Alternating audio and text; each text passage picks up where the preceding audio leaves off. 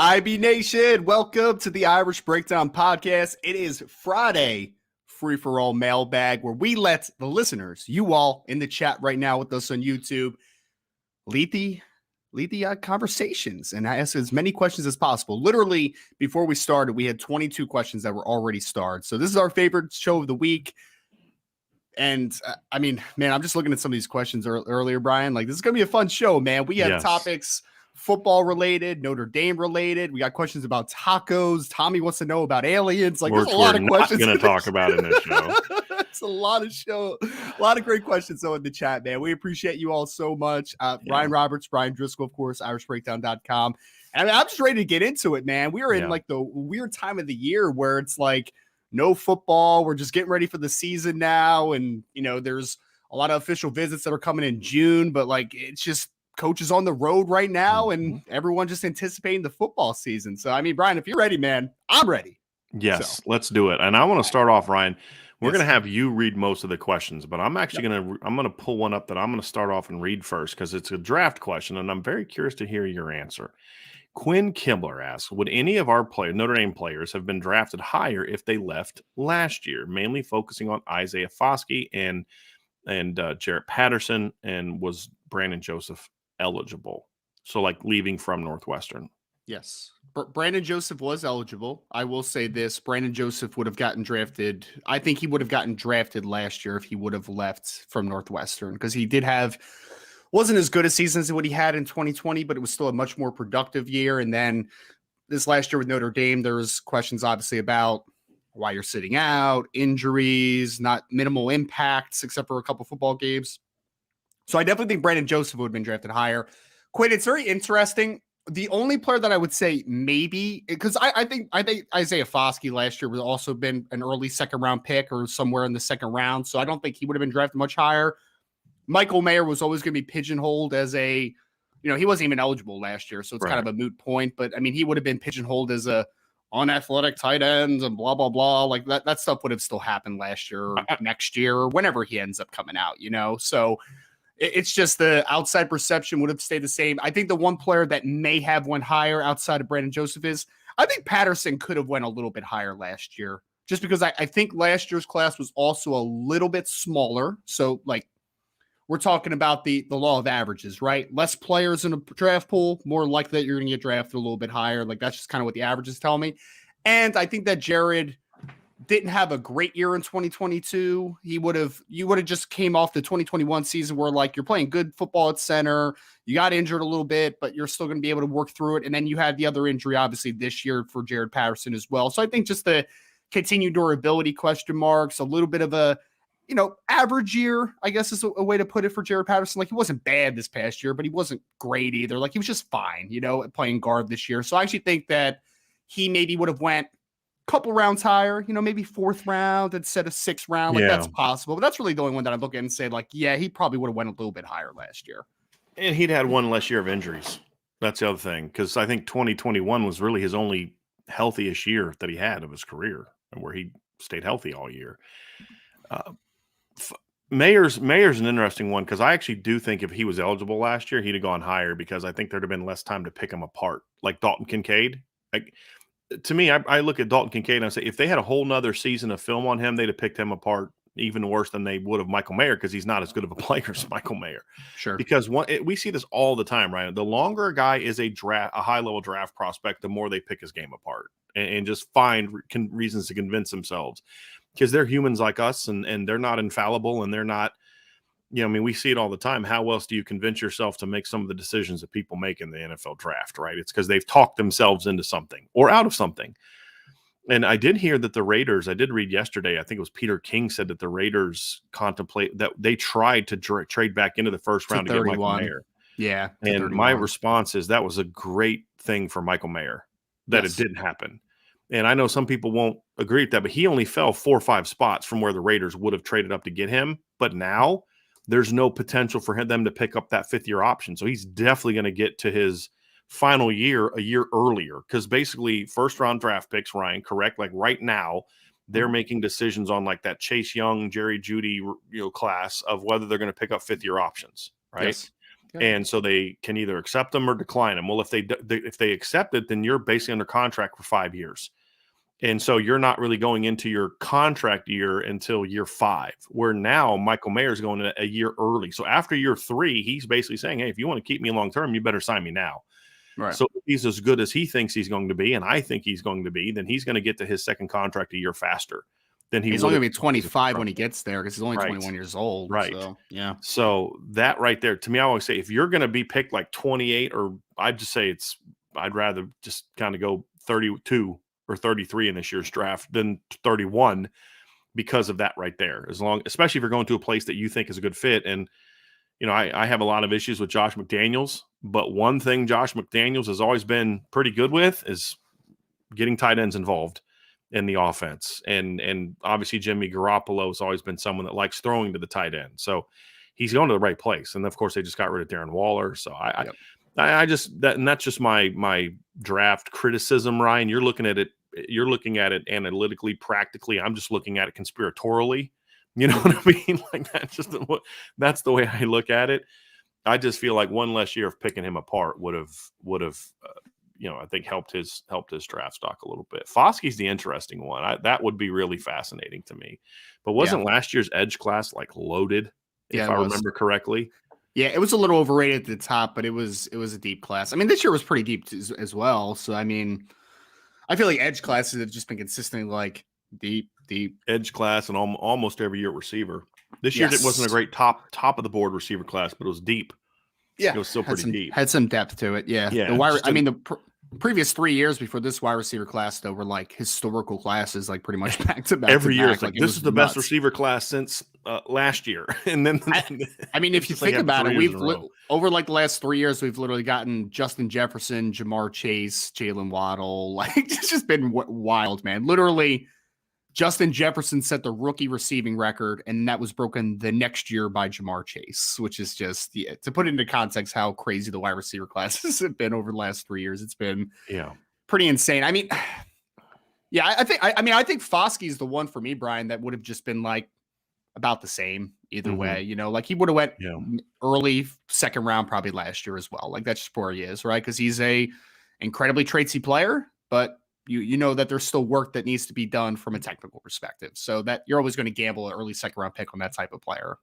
Typically, anyway. I think for me, Ryan, the only thing that would have worked in Foskey's to his advantage would have been the fact that his film was better last year than it was this year.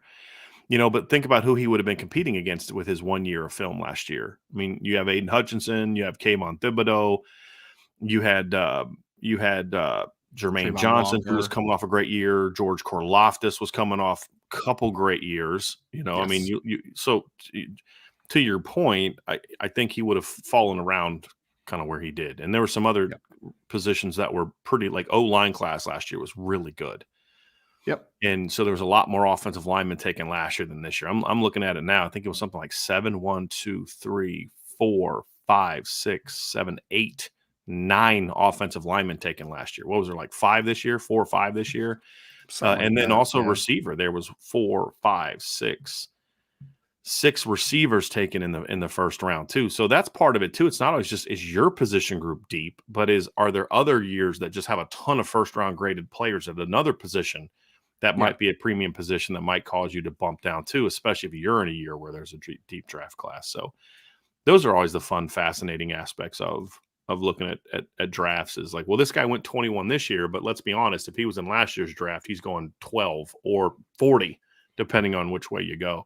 Yeah. Because drafts are different. Craziest part is that this year's draft wasn't very strong at all, especially at the top. Like there was like a historically low amount of first round picks. What was your grade? You had like you only had 13 first round grade? 14? I think I had 14 or something like that. Yeah. And I saw a report that I think it was on average, most NFL teams had like 13.7 or something like that when you average it out between everybody. So yeah, man, it was a little bit of a light year to say the least. It was a little bit light. So that's why I was surprised that Michael Mayer didn't go in the first round, mostly because it was just a light year up top. Like I felt like you were just going to be like, yeah, I'll take a really good football player at the end of the first round because it's not a top heavy draft, but we are where we are and we just move forward now, obviously. That's right. So. Question from John A1. One of the John, we were joking before the show. I said we could just make this the John A1 podcast. We're going to have that. We're going to have a John A1 Tommy Guns podcast one of these days where we only read questions from Tommy and John A1. It'd probably still be a 3-hour long show. Oh man, some of Tommy's questions go off the rails though, man. I don't know if we would. Well, John's got these really like technical, like well thought out questions, and then Tommy just comes from like right field with like the who wins a fight, gorilla or a, and it's like we got one. And actually, that was somebody else actually asked that one. I thought it was Tommy for a second, but that's what we love about it. There's so many different types of personalities in this group. It's probably one of Tommy's burners that asked it. Yeah. So, John A1's question: which assistant coach has the most pressure and strain when it comes to developing his room the next 2 seasons between Gino Guidugli, Joe Rudolph, and Chancey Stuckey? Most pressure and strain. That's going to be, for me, an easy one, Ryan. It's Gino Guidugli. I mean, just because it's the spotlight position. And they're like receiver, it's kind of like which stud do I want to play next year? Offensive line could be somewhat similar, although you're probably replacing Joe Alt. If you get into a situation where you're replacing also replacing Blake Fisher, then that obviously adds a little bit more pressure to it. But right now, I expect one of them to come back. Maybe that's wishful thinking more than anything, but that's kind of what I'm referring to here. But look, next year, you're talking about the next 2 seasons. Quarterback's going to have a big role in what Notre Dame does. You're going to have a young quarterback that's going to be a talented quarterback. The expectations are, hey, we're not taking a step back because we have a redshirt freshman or a freshman quarterback. We still expect to be very good. Yeah, that's going to be the expectation, and you can't blame anybody else for if it doesn't work out. I mean, you're going to have talent. Oh, you can't, right? I mean, yeah, it's not like breaking. It's not like breaking habits. Like literally, you are the only quarterback coach that Kenny Minchie ever had, and you'll be the only quarterback coach that CJ Carr ever has. And by next year, you will have coached Steve Angeli longer than Tommy Rees coached Steve Angeli, right? Yep. And so there will be no excuses. You'll have a talented room. Your numbers won't be ideal, but you'll be in a situation where, and then just so much hangs on your ability to develop your room. So I think there's going to be more pressure on Coach Guidugli than anybody. Now, it doesn't mean that what we're not saying that we don't think he's going to thrive. It's just the question was simply about pressure and strain. That's all. And you don't come to Notre Dame if you're not up for the pressure. Right? Yeah. Like if you don't want pressure, you shouldn't come to Notre Dame. So. That's right. That's right.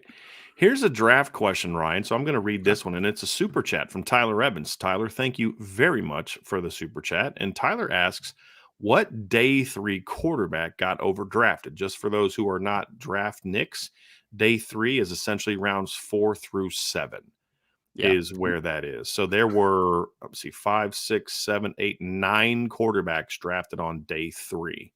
Yes. Ryan, so your thoughts on I have an opinion. Your thoughts on which one got overdrafted? I think there's 2 that pop into my mind real quickly, and because there was a weird run on day 3 quarterbacks starting in the 4th round. I mean, you had guys like Stetson Bennett and Aiden O'Connell and Jay Kaner, who I really like. I actually like Jay Kaner. I thought that was a good pick. But then you had the 5th, 6th, 7th round. Max Duggan, I think, was the last quarterback selected out of TCU in this draft. Like. I think that the 2 guys for me, to the question, Tyler, is one is Stetson Bennett, the other is Aiden O'Connell, in my opinion. Those are the 2 guys I think got overdrafted quite a bit. Stetson, for some reasons, right? One, he's an outlier. You're taking an outlier in the 4th round, whatever, it's fine. I just think that he kind of lacks NFL traits in certain departments. And I also don't really know if he wants to play professional football. Like, that's just kind of where I think he wants to play. I just don't know if he wants to do what he needs to do to be good at it. Maybe a better way to phrase it is he wants to play professional football, but I'm not sure he wants to be a professional. Ryan, he is getting close to retirement age, True, so man. think about this though. Yeah. We just got done saying that Michael Mayer, in 4 years after his current rookie contract is up, in 4 years he'll be 25. Means he'll be a year younger than what Stetson Bennett is right now. Yeah. So to me, there's no upside there. He's not going to get better. Like we'll say, well, neither is Hendon Hooker. Exactly. Hendon Hooker doesn't need to get better. He just needs to do a normal adjustment to the NFL game, which was a pick I liked, by the way. And I was trying to explain to a Lions fan, and he took it well. He was like, Hendon Hooker's 25. Like, why would you like that pick? Jared Goff was solid last year. I said, well, because Jared Goff's about to make $30 million the next 2 years. Hendon Hooker's about to make not $1 No, million. nuts. Yeah. You know what I mean? So you're going to have a guy that I think can be a good, solid quarterback in the NFL, making $1 million or less, and now you've got $28 million, $29 million you're going to save after next year. Because I wouldn't start him this year. I would start Jared Goff this year. But after next year, I would make that move if Hendon Hooker proves himself able to play. And now all of a sudden you got almost $30 million to play with. You could give Hendon Hooker a little bit of a bump to keep him happy and still have a lot of money to play with so it was more of a salary cap thing than saying, oh, Jared Goff sucks or whatever. I mean, Jared Goff was a quarterback of one of the statistically best offenses in the NFL last year. I'm not saying Jared Goff's a bum. I'm just looking at it practically speaking. He played well. He played well last year. He played well. Yeah. So it just made a lot of sense. Ryan, I agree. I agree with yours. I think it was the ones you mentioned. I still say Jaron Hall getting picked in front of Tanner McKee. I understand the knocks on Tanner McKee, but 6th round to me is too low for him. I get why people don't like him.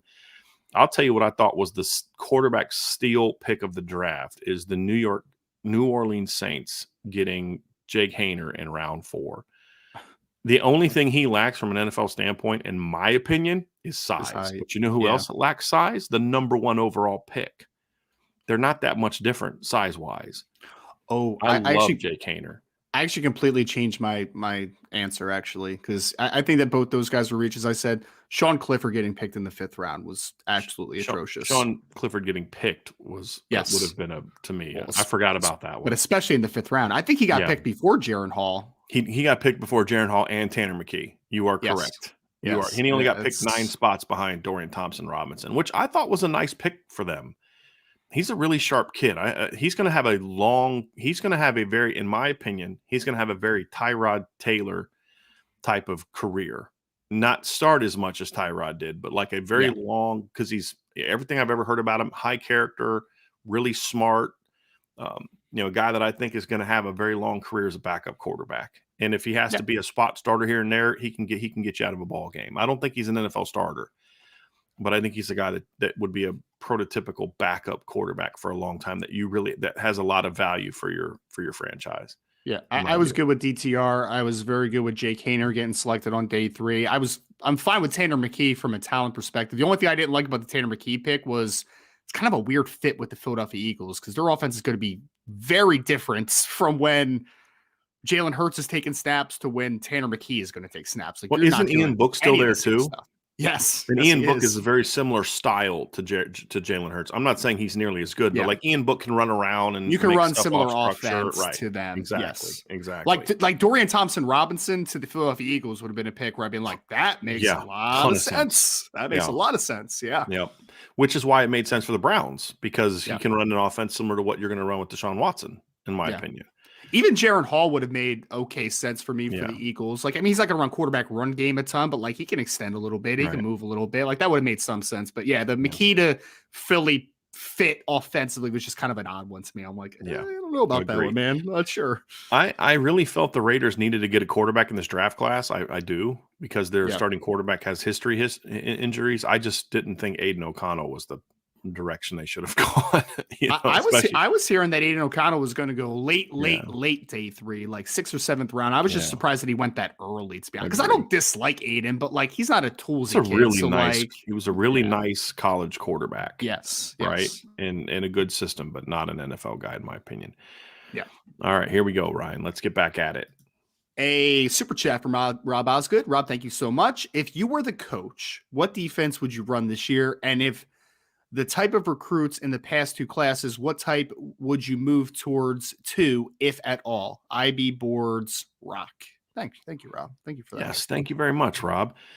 So if I was going to run a defense this year, it would be a defense that I would run almost every year, and I would have a hybrid 4-2-5. Now, a hybrid 4-2-5 for me, Ryan, is I have the ability to go 4-2-5 nickel and 4-2-5 base easily. And it's more of a personnel shift than anything. I think when you look at Notre Dame's schedule now and moving forward, especially with Lincoln Riley now at your rival, because the way I look at it is as of right now we don't know if Notre Dame's going to extend their contract with Stanford. We don't know the answer to that. But as of right now, the 3 teams that you play every year are 3 teams that you will never run a base defense against or hardly ever run a base defense against. Now that Stanford's going to what Troy Taylor ran at Sacramento State, you're going to be a nickel a ton. Same thing against Yes. USC. Navy is not a base. You're not going to be a nickel, but you're not going to run your normal defense anyway. I think when you look at a lot of the teams that you're trying to pursue, you're an ACC team. A lot of teams in the ACC spread the ball around. They have mobile quarterbacks. Again, a lot of your schedule moving forward is going to be against teams that you're going to need to have nickel as a primary package. So why not just recruit to it? That's kind of the way I look at it. But I can still have the ability on base downs to have a Jaden Ausberry, a Jalen Sneed, a Chris Cole type of athlete at Rover, where I'm now sort of like what Mike Elko did at Wake Forest with Thomas Brown, which I thought was one of the best 4-2-5 schemes that I've seen in the last decade or so, including what we saw from Gary Patterson. Like, I loved that version of the 4-2-5. It was very similar to what Notre Dame did with Jeremiah Wusu-Koramoah, because you had basically a big safety type of guy there, as opposed to Drew Tranquil, who did a really good job in 2017 as the Rover, but he was even better as a will. He was even better as an inside guy. So 4-2-5 with a true 4-2-5 personnel, but being hybrid enough to where I can easily go 4-3 personnel with a certain type of athlete out there would be what I would do now, and it's what I would recruit to moving forward as well. I love the ability to go 4 down. I think it's important to be able to go 4 down. I would, the kind of Vipers I would recruit are sort of Logan Thomas type of guys, Josh Burnham type of guys. I do like the ability to kind of to move that guy around a little bit, run some 3-3 stack without having to sub personnel. I think there's merit to that. But if my end is also a Malachi Williams or an Elijah Rushing, I got no problem going to that either. Yeah. So, and it's like with anything, Ryan, I like the ability to be able to do both. I like the ability to line up a Malachi Williams and Elijah Rushing, a Cole Mullins and Isaiah Foskey type in a 4 down. And then I like having the ability to have a Josh Burnham type, a Junior Tuihalamaka type, even a Jordan Patelho type, and a Logan Thomas type of guy there as well, because it's just about having the diversity of personnel to where I can keep my defense. Like, I don't have to run 2 completely different defenses, but I can now use personnel to execute certain things that we have more effectively than trying to ask Elijah Rushing to drop into coverage. Could he do it? Sure, he could do it. Do you want him to do it? I don't want Elijah Rushing doing anything when the ball is being thrown but rushing the quarterback. Same with Malachi Williams, right? And that's same with Isaiah Foskey. So that's what I would recruit to. I think you have to have athletic versatility especially when you're at Notre Dame, Ryan, because you are going to play an ACC team one week, a Big Ten team the next week, an SEC team the next week, and then have that ability to kind of be versatile when you get to the postseason.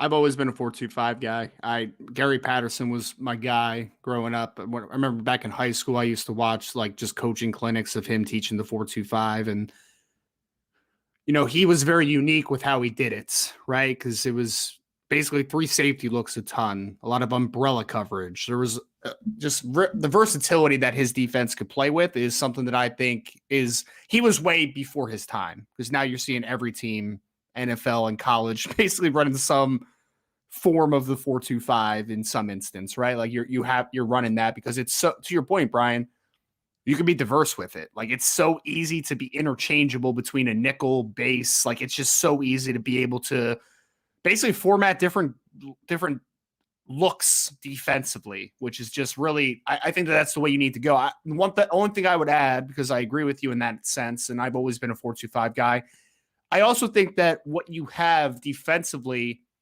you're getting bigger up front. But one thing Notre Dame has is Notre Dame has a lot of athletic guys up front, right? Like Riley Mills is an incredibly twitchy 3 technique, for instance. Howard Cross is a 280-pound 1-gap style player. You have Joshua Burnham. You have Jordan Patelho. 4-2-5, but it's got to be an attack style front. It has to be for me, because I think that really plays into Notre Dame's favor. Like 4-2-5, where you're asking your nose to be a traditional nose, where you're just 2-gapping a ton and working blockers, and asking your 3 tech to be more of a read and react type of football player instead of attack style player.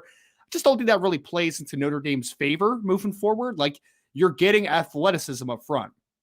Talk about that 2023 class with Armel Muka and Brendan Vernon, with Boubacar Traore, with Devin Houston, you're recruiting to it as well. You are recruiting a lot of athleticism and starting to get a little bit bigger up front. So I want this team to not only just be a 4-2-5, but to be an attack style 4-2-5. Like I do not want this to be a just 4-2-5 base. We're going to read and react. Like, nah, man, like let's be a little bit aggressive. And that doesn't mean blitz. That means up front, defensively, take the shackles off and let them go, man. Let them attack. Be one gap style players. I do not want to see Howard Cross 2 gap against Hunt this year. Just don't want to see it. He's 280 pounds. Take a gap, split a gap. You could do those types of things. So attack style 4-2-5 would also be my bread and butter for Notre Dame. Agree. Very good answer. That's a very good question, Rob. I like that one very much. Here we have one from Alan Watson. I want to thank you for the super chat. We will answer this question, but just know that that's going to be a podcast topic very soon as well. Yep. So we'll dive into it even further. But what I want to do, Ryan, with Alan's question, he says, what does Notre Dame need to do to take the next step? I want to say, let's look at one thing that you think from a big picture view, so it can be an administration thing. Yeah. What's one thing that can happen on offense, and that's one thing that can happen on that needs to happen on defense that is in your control. Yep. As a program that needs to happen for Notre Dame to take the next step. Yeah, I mean, I think offensively, it's. I mean, this is just from a coaching perspective. Like, I think it's diverse, right? Like, you need to be more diverse as a team. Because there is a way that Notre Dame needs to play to be successful. We've talked about the ability to run the football. That's always going to be a thing that needs to be consistent at Notre Dame. You need to be a really good offensive line developer if you're at Notre Dame. But I think more than anything, there's been just some offenses, and some of it's due to personnel at times, like the quarterback position, for instance. But there's just been some years, Brian, where I just feel like recently it's just been stale, right? You're just doing the same thing over and over again, just hitting yourself against the wall, head against the wall. And at times it works, and at times it's just not incredibly successful. So I think diversity offensively is something. You need to be a little bit more creative. You need to be a little bit more aggressive. You need to be a little bit more pedal to the metal at times. And that doesn't mean we have to be a no huddle, like let's get this pace in like a hyper mode. Like I don't want this to be like the University of Tennessee, for instance, right? But let's get a little more pace at times. Let's put a little more pressure offensively. I think that is a big step that Notre Dame needs to take. And defensively, I mean, I think for me, it's you need to keep recruiting certain types of defenders that maybe you haven't had a ton of. So I look up front, for instance, you need more long-limbed, twitchier pass rushers outside. You need to really start, I think, getting those types more consistently. You missed on Keon Keeley last class. You're in on Elijah Rushing. You're in on Logan Thomas. You're in on Malachi Williams. I really think that those types and continuing to get longer and more athletic on the defensive line is a big step that the defensive line can take. Big picture for me, one thing that they can do big picture is I've said this before, I won't spend a lot of time on it. There's no excuse for the non-NIL things involved with running your program that Notre Dame is not in the top 5 at everything. They don't have to be top 5 in extras for the facilities, but your facility should always be up to date and sharp and crisp and have everything that they need, right? I'm not talking slides and all this other kind of crap. But it should always be taken care of, because that's one of the first things that recruits are going to see when they step foot on your campus is your football facilities. And right now, they see a very outdated football facility that doesn't always have everything functioning. That's unacceptable to me, completely unacceptable. I'm talking nutrition program. I'm talking making sure that your players have all the vitamins, all the food, like all the facilities they need to have the food prepared there, all of that stuff. No excuse for that. There's no excuse for Notre Dame to not have one of the 5 biggest support staffs in the country, size-wise, I mean, money-wise, all of it. There's no reason that Notre Dame's coaching staff shouldn't be top 5 in the country. No reason for it. There's no reason that you should have to wait until an assistant coach who is absolutely crushing it at Notre Dame gets an NFL invite to come interview for you to start engaging him and giving him more money. Things like that. Those are all pro player things that don't involve NIL, that you have the money for, that the administration absolutely needs to do. They have given and I know people get mad about me when I say this. I don't care, because I'm telling you, I've talked to so many people about this. It's not even a debate. It's not even a debate. Okay. You can get mad as an outsider who's not involved in it, and that's all you're 200 mission. I'm just telling you What's holding them back in that regard? They give lip service to they want to be a championship program from an administration standpoint. They expect you to have the results, but they're not willing to do what they need to do to make sure that you have everything that you need to go be great, to make sure you're not losing assistant coaches, to make sure that you can attract the best coaches. They don't. They have too many people in position of influence underneath Jack Swarbrick that have no business being there. They would never get hired at places like Alabama and North Carolina and Duke. I'm talking about supposedly top level institutions in all types of sports. They just don't have that, and that needs to change. They're way too cheap when it comes to that, and there's no excuse for that. None. Because if you invest, it's like with anything, Ryan.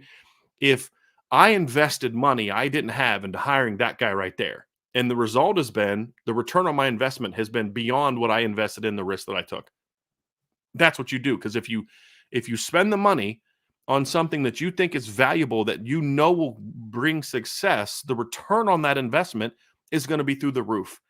And if they spent that money to make sure Notre Dame had the best program possible, and they went out and backed it up and won, and Marcus Freeman had all the resources that he needed, then you're going to get way more money back than you spent. That's just the way that it works. That's why Bama spends what they spend. That's why these other programs spend what they spend, because they know if we win, we're going to get this thing back big time.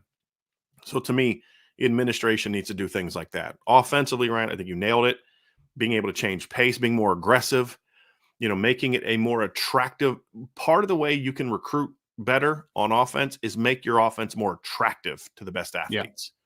Simple as that. I mean, think about how many of the wide receivers that were on campus for the Blue Gold game. We're talking about like, wow, man, they were airing it out with the Blue Gold game. That's wild. Throwing it downfield early. Exactly. That's one of the first things Taz Williams Jr. from Texas, the 2025 receiver, said to me. He was like, wow, I wasn't expecting Notre Dame to open it up that much offensively. Like they were throwing the ball around. I was like, yeah, man, it's a little bit different era, I guess. Exactly. Defensively, Ryan, I think it comes down to making sure that your defensive coordinator is elite as a recruiter and as a coach. That's a big key for me, because that takes care of all the stuff you mentioned. Because you're spot on. You need to have really good cover corners. You have to have edge rushers. But if you have a Mike Elko type as your defensive coordinator, then guess what? That's going to happen. That's going to be part of it. And so that to me is the biggest thing for me. I think a great defensive coordinator nowadays is so much more important than having a great offensive coordinator. And I think you want evidence of that. Clemson won 2 national championships with Jeff Scott and Tony Elliott running the offense. Yeah. Right. And what have either done since they left? Right. Clemson? Exactly. Yeah. Exactly. But Brent Venables was the difference. They couldn't win a title when they had Chad Scott running their offense. Not Chad Scott, Chad Morris running their offense, who to me is an offensive mind is better than Tony Elliott or Jeff Scott. Oh, he's great. But they were terrible because they had Kevin Steele running their defense. So they went out and scored 33 in the Orange Bowl, still lost by 37. Right? I mean, that's just the reality of it. And things changed for them. It wasn't just getting Deshaun Watson, because they started – everybody says, well, they turned the corner with Deshaun Watson. No, they didn't. They started to turn the corner with Taj Boyd early on when Brent Venables first came over. Deshaun Watson took them to the final level, but they were already doing better. I mean, they had a win over Ohio State in an Orange Bowl before Deshaun Watson. They had a win over LSU in a Peach – I think it was the Peach Bowl or the Chick-fil-A Bowl before Deshaun Watson got there. It was already starting to turn, and a lot of it had to do with bringing in a guy like Brent Venables to run your defense. So that would be a thing for me. Yeah. That I would look at. So, yeah, that's where I'm at. Good question. Good question. Here we go. Got another super chat from Joe Papiti. Yeah, it has been a minute, man. Joe, thank you so much for the super chat. It's been a minute. As always, you guys are great. Thank you. So I know you guys are sick of talking portal, but do you think that a large part of what's happening at Notre Dame is a result of the culture change that Marcus Freeman is bringing in? Partly. I mean, yeah, I mean, there's some parts of it. I don't think that we can attribute every player hitting the portal to that, Joe, because it's just the natural attrition of the era we live in, the transfer portal era. But there are definitely a couple players that hit the portal this offseason because there's an understanding that they're not a part of the future plans at Notre Dame. So anytime that there's a coaching change, I feel like some of this happens.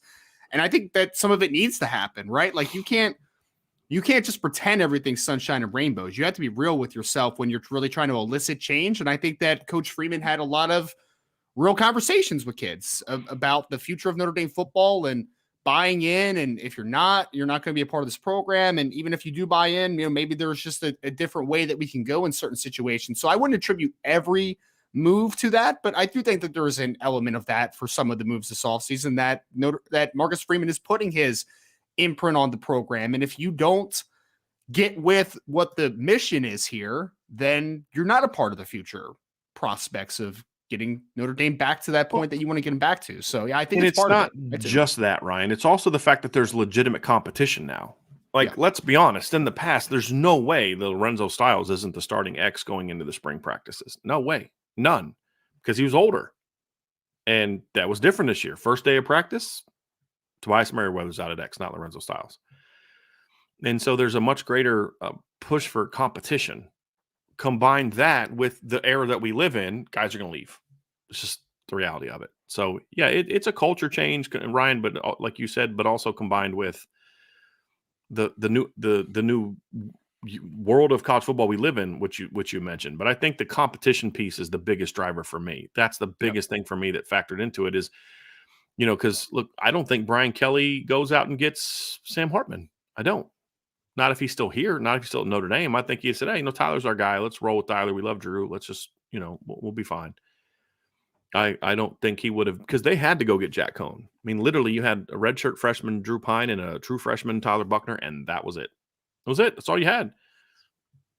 They wouldn't have had that. You'd had Tyler Buckner, Drew Pine, and Steve Angeli, plus the incoming freshman. You'd had 4 quarterbacks. You'd been fine. Because Drew Pine only left primarily because they told him we're going to go get a portal quarterback. Yeah. I don't think he would have left otherwise. So, yeah, I think all those things are part of it. So, really good question so far today, guys. Here we got another super chat from Andrew Burke.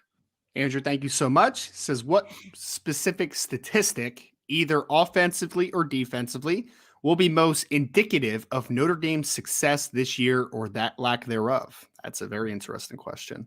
Yeah, I'll tell you, if I can pick a statistic that translates well on both sides of the ball, Andrew, what I'm looking for is yards per play in the big games. Like, that's going to be a big thing. And if I could pick 2, the one for me would be, and I don't even know if you can find this anywhere, but offensively, I'm a big yards per play guy, Ryan. I think that's so indicative of the kind of offense you are. It either tells you that you're really explosive or really efficient or a little bit of both. That's a big one for me. And because you'll find, like, sometimes teams that have great really high yards per play aren't great third down teams. Yeah, because they don't get to a lot of third downs. And so you're going to kind of be in that situation where if you have some misses on fewer attempts, you're going to, your average is going to be down a little bit. But yards per play is the big one for me on offense. And if I had to go with one even more on defense, I'm a big proponent of disruptives. I think disruptives are huge. So if you only pick one, tackles for loss for me is the biggest one. If you could promise me 100+ tackles for loss this year, I wouldn't even ask you what the sack number is. I wouldn't care. And sacks also play into tackles for loss at the college level anyway. So because if you said, hey, we're gonna have 45, 50 sacks this year, I'm like, okay, cool. What's the tackle for loss numbers? If you're only at 80, then you weren't a super disruptive defense, and for all I know, you had half of your sacks were on third down or against teams that suck. Right. Yeah. It can be, it's not always, but it can be a misleading stat. I've said this before. I like the teams like Oklahoma State 2 years ago. They were like 114 tackles for loss and like 55 sacks. Like, that's the number. Get me to 100+ tackles for loss. That's where I want to be. Because that tells me you're not just getting after the quarterback on third down, but you're also getting after the run game on first down. Yeah. And that's where I want to be. Those to me are the defenses that I think are tend to be the best, are the ones that are super disruptive when it comes to tackles for loss. It's not always the case, right? Iowa's a team that at times doesn't have great tackle for loss numbers, but to me, the best defenses are the ones that tend to have the championship defenses, I think, and especially for a team like Notre Dame, it's important to have very high tackle for loss numbers. I really like that as a number, much more so than sacks. But any disruptive statistic, pass breakups, interceptions, tackles for lost, even forced fumbles. You don't have to force a ton of fumbles. You don't have to recover a ton of fumbles to be very disruptive if I'm constantly knocking the ball out, because that usually results in lost yardage somewhere. Yeah.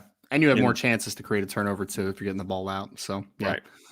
Well, I think that historically speaking, two big indicators of success, and I think one has changed a lot than what it used to be, is time of possession and turnover margin. I think time of possession has gotten very overrated now with just the game becoming more wide open. There's just not as much running, which I think is more indicative of the slow churn of what offenses used to be at some points, right? So time of possession, I think, is a little bit overrated now, but I think turnover margin has stood the test of time, man. Like if your offense is being consistent and efficient and not giving the ball away a ton, and your defense is able to turn the ball over a ton and get the offense the ball back, I really think that's a big indicator of both sides of the ball being successful. And last year, Brian, that was one thing Notre Dame struggled with defensively for most of the year, was creating turnovers. Like they just were not a good team at creating turnovers.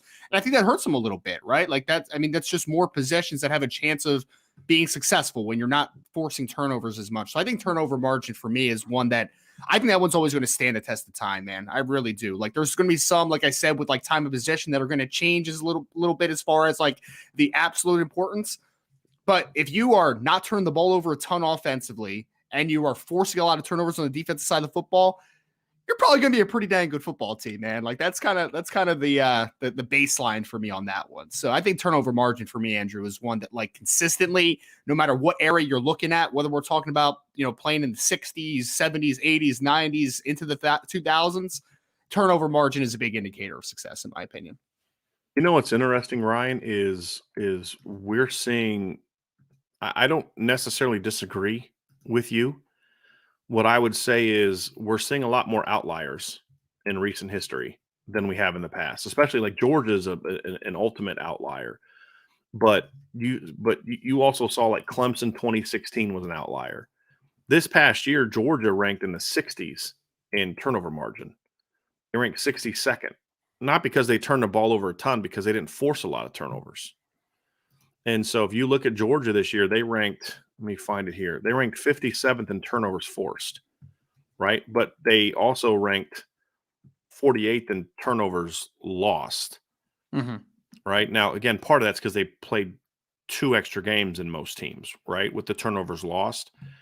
But they tend to be the anomaly, where if you look like Bama 2017, that was not a great Alabama team, but they ranked like 4th or 5th nationally in turnover margin because they forced a lot of turnovers and didn't turn the ball over a lot. That's how a team that didn't have great talent that year was able to go out and win a championship. I still say this: Georgia had better top-level players in 2017 than Alabama did, because most of Alabama's really high-level players were still really young. And in Georgia was, I thought that team was loaded in 2017. Roquan Smith and the running backs. I mean, DeAndre Swift was your 3rd running back on that team. Yeah, it was wild.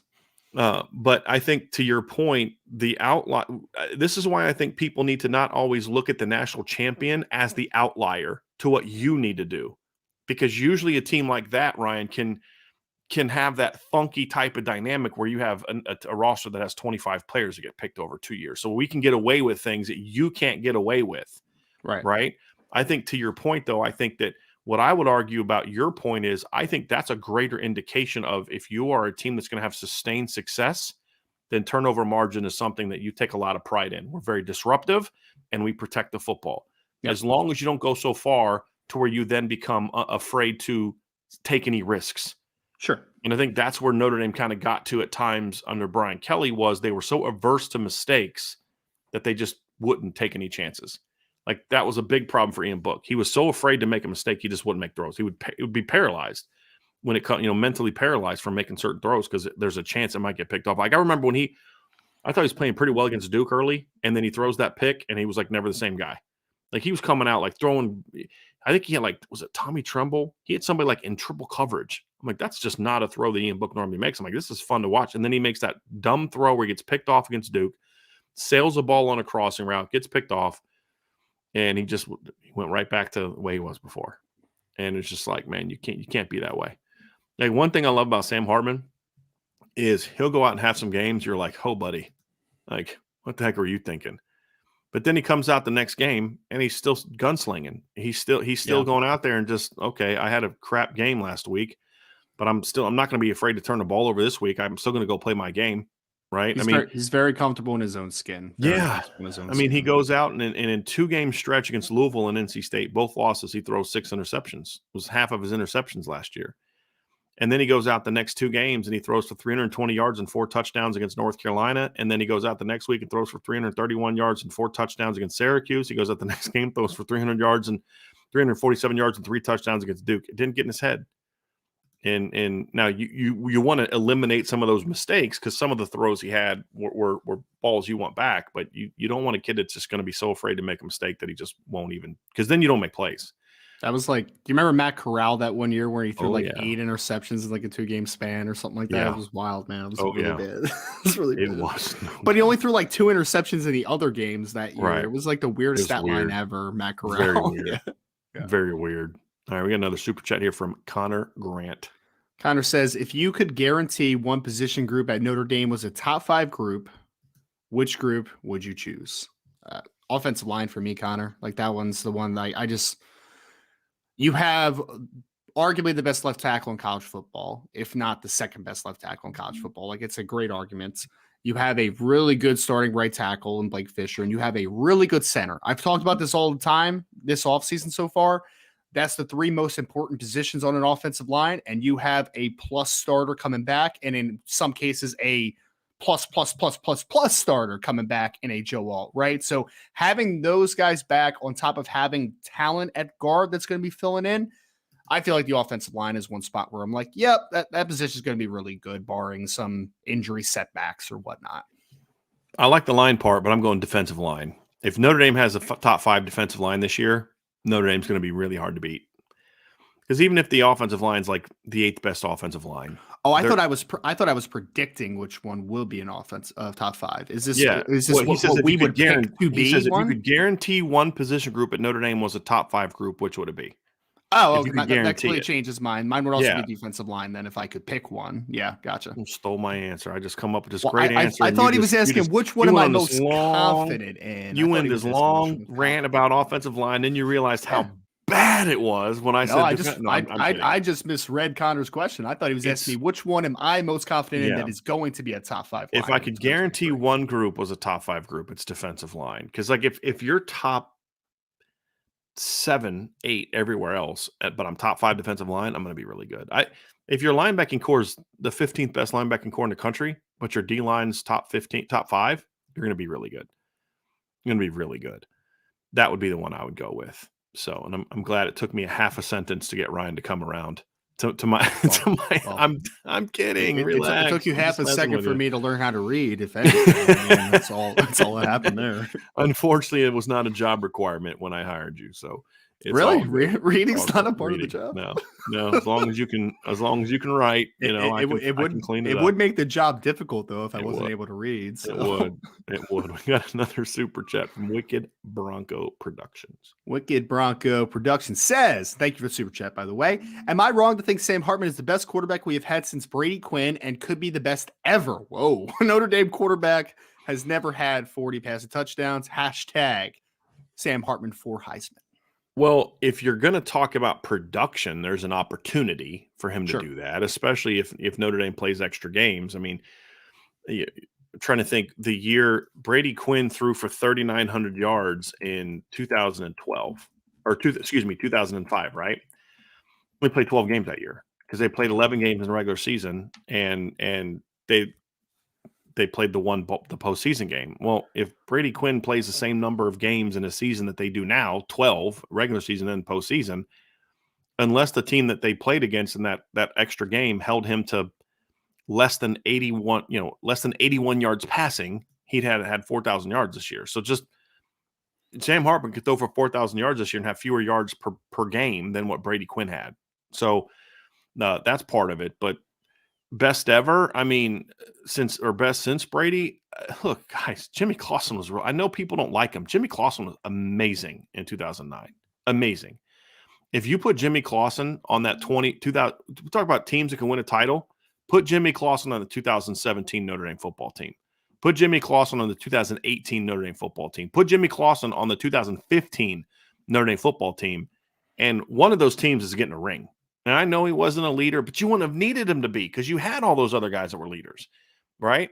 So I even say put him on the 2010 football team. If he comes back in 2010, that team's pretty dang good. They're not a championship team, but they're probably a 10-win team in Brian Kelly's first year. So I know people don't like him. I understand that. I don't know him personally. I never met him. I've heard stories, whatever. I don't care. That guy was amazing in 2009. And he was pretty good his first 2 years, too, when you consider how bad the team was around him and the thing he doesn't get enough credit for, too, Ryan, that kid played through a lot of injuries. He was tough. He was physically tough. And I give him credit for that. But, man, that was one of the best quarterback seasons I've ever seen from a quarterback, from just a pure drop back quarterback standpoint. The team sucks, so he doesn't get the credit. And it's unfortunate, but, man, he was amazing. So Sam Hartman's going to have to be pretty flipping good to be better than what Jimmy Clausen was in 2009, because he's only going to be here for a year, so we can't compare the whole career. We can only compare his one season to the best seasons of others. It's a limited resume. But, look, if his numbers are better than Brady Quinn's statistically, I mean, Ian Book had a year that he threw more touchdown passes than Brady Quinn threw in 2005. Doesn't mean he was the better quarterback. It's because he threw 34 in 2019. So to me, no, he won't be the best ever. And he'd have to be pretty flipping good. I mean, really flipping good to be better than what Jimmy was in 2008. I also just don't really love the whole ever conversation because it's just apples to oranges when we're comparing them against like Tony Rice and those guys too, right? Like it's just a completely different game than what it was, and Notre Dame's a completely different offense than what they were running in the 80s and 90s. Like it's just not the same at all, even before that, obviously. So there's a way he can put himself in that conversation though, Ryan. Go win a title. Most prolific passer since Brady Quinn. Like we can have that conversation. Go win a title. Go win a title. Yeah, sure. And then we'll have that conversation because that's what Tony Rice was a winner. I don't care about his stats. He ran an offense that was completely different, to your point, than anything that they're going to run now. You can never compare his stats. But here's my thing. What was his record against top 25 teams? Well, he played on a great team. Sure. No other quarterback since then has had to come anywhere close to that. So maybe Tony Rice had a lot to do with it. Their quarterback the next 3 years was a guy that was taken as the number 2 overall draft pick in the NFL draft. And he was never as good as Tony Rice was when it came to winning. And that's not a shot at Rick Meyer. Tony Rice was just a winner and a very dynamic player. But to your point, Ryan, go out there and throw for 3,800 yards and account for 40-plus touchdowns, rushing and throwing, and lead Notre Dame to a championship, then we can have that conversation. Oh yeah, then we're talking about Sam Hartman being a legend at Notre Dame. Like that's where we would be. At 1 year, you'd be like, "Yep, that guy's a legend." If he did that, he's a legend. 100%, absolutely. All right, we got here we go. One more super chat. Connor Grant says, somewhat off topic, that it's impossibly off topic on a Friday free-for-all mailbag. Connor, don't say that because Tommy will say, "Okay, really? Okay, I got you. But yes, I'm gonna go back and star that one question that you didn't want to answer from Tommy. By the way, somewhat off topic, but what are your thoughts on the Cowboys NFL draft this year? Oh, Connor, I hated it, man. I talked about this the other day. I did not love it, man. So they drafted Mozzie Smith at 26. I like the thought process of what they were trying to accomplish with that first pick because they are just not good up the middle defensively as far as their defensive tackles are concerned. But Mozzie Smith was just a reach at 26, in my opinion. Like he's a day 2 early down run stopper. Like, and he could be fine in that role. But is he ever going to be a value of the 26th overall pick in an NFL draft? I just don't see it. Then their draft, though, I'm trying to remember a couple of their picks. I know they drafted DeMarvion Overshone, who actually didn't hate that pick in the 3rd round. But just overall, man, I remember looking at that draft and just saying, like, I think that you only found value in probably 2 out of your picks in the entire draft. And I think that you missed on some value potentially in this draft. So I just wasn't a fan of the Cowboys draft this year. I really it was one of those where I was just like, I think you missed opportunities there. And I think you missed opportunities, especially because the Philadelphia Eagles got better this offseason. I think the Commanders got a little bit better this offseason. The Giants got better this offseason. I'm not sure Dallas got better this offseason. I'm really not. Interesting. Ryan, I want to bring this up. This is an interesting question from Jason. It was related to the topic we just discussed with Sam Hartman, and he asks, do we see Sam Hartman give SC the Heisman pose? And my answer would be, I hope not. Like, Yeah, it would be like swaggy and all that kind of stuff. But like, bro, that's still October. You still got that's Clemson October. on the road coming up a couple weeks. Now, here's the deal. If Notre Dame's undefeated and he runs in a touchdown at the end of the Clemson game in a convincing Notre Dame victory over Clemson, and he wants to strike the Heisman pose, go for it, Go bro. for it. Yeah. You know what I mean? Go for it, right? But I'm just not a fan of going for the Heisman pose just because you're playing the guy that won it. You know what I mean? Like, I don't know if that's you got a lot of ball game, you got a lot of season left, bro, after USC. So Yeah. no, that's a little too early for me. And I would even say it might even be a little bit early doing it against Clemson because you still got Wake Forest and Stanford coming up. But let's be honest, if you're undefeated coming out of Clemson, the odds of you losing to Pitt Wake Forest, or who do they got after that? It's let me see here. I still don't quite have their schedule completely memorized just yet. I know they have Pitt, Wake, and Stanford late, but I can't remember if one of those is before uh, that Clemson game. So I'm pulling up their 23 schedule now. So they have after Clemson, Pitt's the week before Clemson. So they have a bye week, Wake at home, and at Stanford. So you go 10, you improve to 10-0 by beating Clemson, and you make a play late, strike it up. I'm cool with that, right? The better one would be if they beat Clemson and then at home the next week, he runs in for a touchdown to give him a big lead against Wake Forest, where he came from, and he strikes it then. Like, that would be pretty interesting. But I'm not into that kind of showmanship. Like, I want your results to do it. But if he's going to do it, that's when you do it. Clemson or Wake Forest to me. But I'd rather he didn't. I'd rather him just score and flip the ball to the ref and say, and you know why? And you know what Sam Hartman would say? Why? If somebody says, "Hey, why didn't you strike a Heisman pose?" You know what he would say? I didn't come to Notre Dame win a Heisman. I came to Notre Dame win a national championship, and that the Heisman Trophy doesn't mean anything when it comes to that. I guarantee that's what would happen, but I wouldn't mind it if he didn't. Maybe he'll write something on his fingernails instead. Maybe he'll I really hope not. Really hope not. By the way, my mind's super random sometimes, so I just remember that the Cowboys also took Luke Schoonmaker in the second round at tight end from Michigan, where I was like, wow, there's Darnell Washington still on the board there. Yes. Tucker Kraft is still on the board there. Like, you didn't think Michael Mayer was a guy you even thought of at 26, but you're going to take Schoonmaker in the second round. Or 58, whatever it was. Yeah. Come on, man. Yeah, that was a weird pick, though. That was a weird pick. Yeah, I don't even hate him either. I'm just like, but they're like, nah. You're right. We had a super chat from David Prevo. David, thank you so much for super chat. So, do Marcus Freeman and the staff rethink how they work through position competitions in spring ball with the transfer of Tyler Buckner? Now we have a second string with less reps. Nope. I mean, your goal as a coach is not to keep people happy and keep them here. Your goal is to build a football team that's going to be a championship caliber football team. And that competition needed to happen. It was part of a team building. First of all, it was finding out, is Sam Hartman the same guy here that he was at Wake? Okay, that's the first thing you're trying to figure out. Number two, as we've said over and over and over again this spring, Sam Hartman needed to earn that job because the team needed to see him earn that job and not just have it handed to him. You're not going to follow a general that you think got handed the position because of who he knew or whatever he did. You want to see a guy that's earned it. You want that guy that's gone through the ranks, that's fought those battles that we fought, that is one of us, right? That's the guy that I'm following in the battle. Yep. And like one of my favorite Revolutionary War stories is a battle where the general, I think was it Lee? I can't remember if it was Lee or Green. I can't remember which general it was, but he basically didn't follow George Washington's orders. The troops were scattering. They were running back, and he gets on his horse and he runs to the front line, and he's like, no, we're going. Right? Like, that's the general you want to fight for. Like, this cat is, because when George Washington's on the front lines, every sniper that the British had is now aiming for him. Yes. You know what I mean? But he's like, but that's the kind of guy you're going to follow. And it needed to happen this way. And there needs to be competitions. And if a guy is going to leave because he loses a competition, so be it. All right, love you. I got no ill will for you, but you got to go do what you got to do because you're not in it for us the way you need to be in it for us. Because a guy that's in, I mean, look, I understand you got to make decisions that are for you and all that kind of stuff, but I'm sorry, football is still a team game. And I'm always going to say this is still your team. What if Sam Hartman goes down in week 1? What if he goes down in week 2? You could have been here to help them win, but you chose to do what's best for you. I don't have any ill will towards that, but I'm not changing how I am as a coach because you left.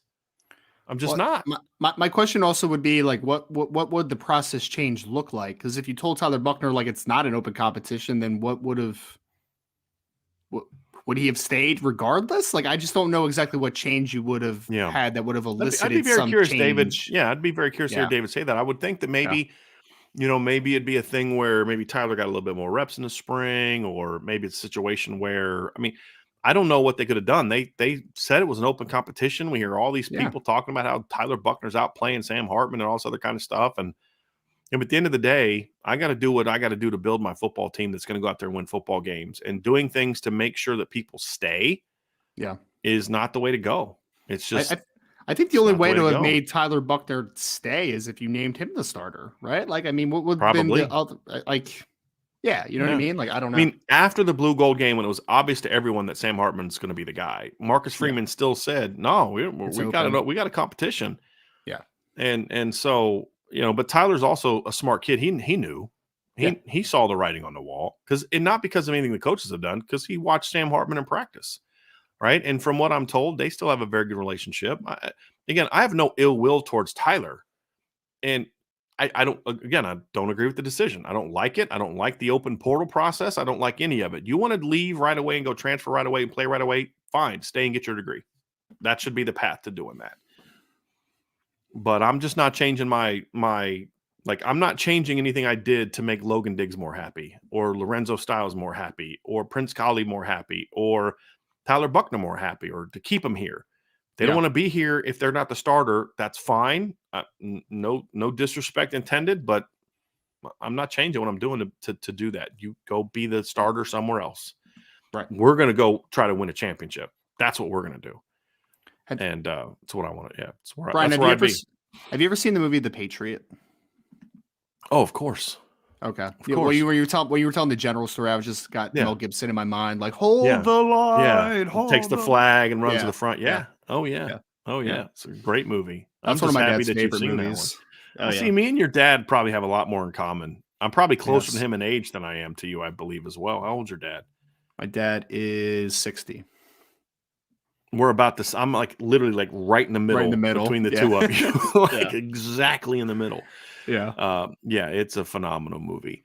Well, I was thinking of this. Somebody said "aim small, miss small" is one of the great quotes from that. And that's something that I learned when I first started shooting, was the aim small, miss small thing. But then I Yeah. was watching Spencer Schrader. That's the kicker, right? From Yes, South. Schrader. Yeah. Uh-huh. I'm watching him yesterday, and he's kicking field goals like at a flagpole.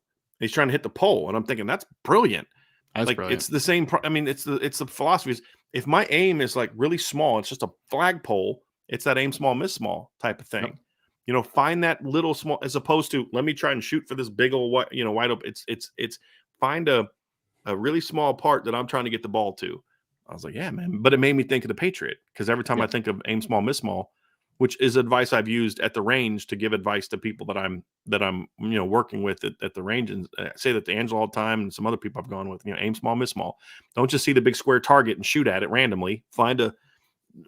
Just get real precise with exactly where you're aiming for and try to aim there, because if you miss, you're still in the target. You're still in the zone.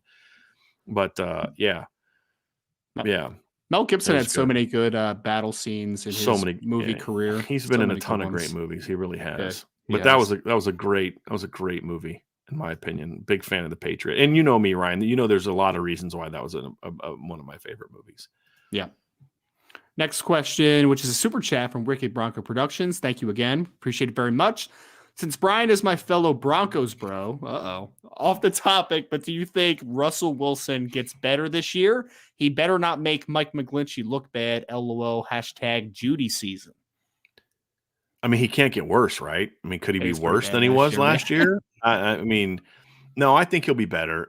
Is he going to look like vintage Russ Wilson next year? I don't expect that, no. But will he be better than he was last year? Sure. Number one, you have a far better offensive coach now, number one. Yes, far better. The offensive line is certainly upgraded. Like, Mike McGlinchey, I don't care what Mike McGlinchey is getting paid. He may be getting paid more than he should for where he ranks among the NFL's right tackles, but he's still a major upgrade over what they had.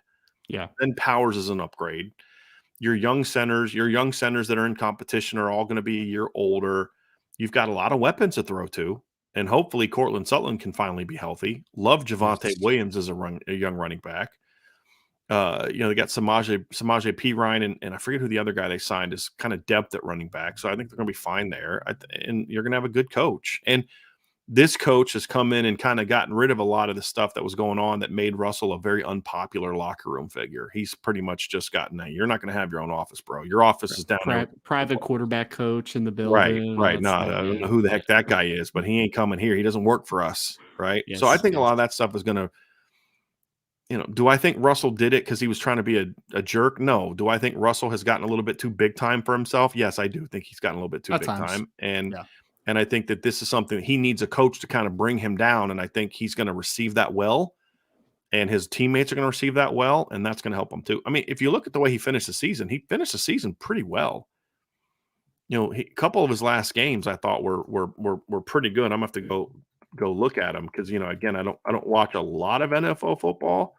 But if I remember correctly, they had a couple really nice offensive performances down the stretch last season. Let me just go look at that. Yeah. Last game of the year, they beat the Chargers. He, 283 yards, 3 touchdowns. So, yeah, I mean, he had 3 touchdowns in a close loss at Kansas City. So, he got better, which came right after he was absolutely abysmal in a blowout loss to the Rams. But yes. That Rams game was weird, man. That was one of the weirdest games ever because the Rams were a bad team last year too. So it was just like, that's interesting. Yeah. I'll say this about Russ, and I think the Broncos are going to be one of like the big turnaround teams this year. Like I'm not saying like Super Bowl contender, but like I can see them sneaking in a playoff berth because like they always have a good defense, and now they will actually have an offensive identity, so they should be a lot better. They were terrible last year, Ryan. They have upgraded their roster to a degree. I like some of their draft picks, but here's the thing, man: they lost by 1 point at Seattle. They lost in 3 games in overtime. They lost by a touchdown to Tennessee. They lost by 1 point to Baltimore. They lost by 6 points to Kansas City, 3 points to Kansas City. So it's not like the Rams game was a bit of an anomaly. Yes. Their most convincing losses after that, they had a 13-point loss to Carolina, which is hard to figure out, and then a 9-point loss to Las Vegas. Mm-hmm. I mean, that's every other game they had. They were in every other game they had except for those like really 3 games. Yep. So you hope that the improvement in coaching. I'm not sure how to feel about Vance Joseph as the D coordinator. I just don't know a lot about what he does as a defensive coordinator. Meaning, so that's where when I say I don't know how to feel about it, I just don't know. I haven't followed. I know he's not a very good head coach. Very aggressive. Yeah. He wasn't a very good head coach, but so we'll see. I just don't know a lot about what he does. Ryan, you would know more about that than what I do. So I don't know about that, but I mean, it just like I said, it just can't be worse than what it was. The last kind of how you're scared that Al Golden might go like blitz happy this year for Notre Dame. That's Vance Joseph. That's Vance Joseph. That's Vance Joseph. Yeah. Great. Wonderful. Absolutely wonderful. Ugh. He's gonna leave corners on an island. He's gonna blitz his butt off, man. Well, at least they have Patrick Surtain who can, do that pretty well. So I don't know about the rest of their corners, but yeah.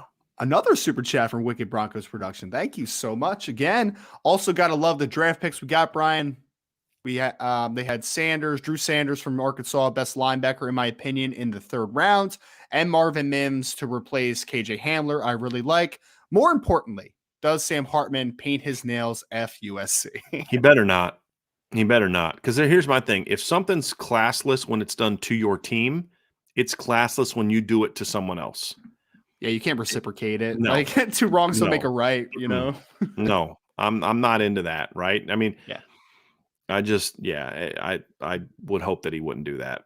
Really would hope he wouldn't do that. And I highly doubt that Marcus Freeman would allow that. Highly doubt that. Highly doubt that.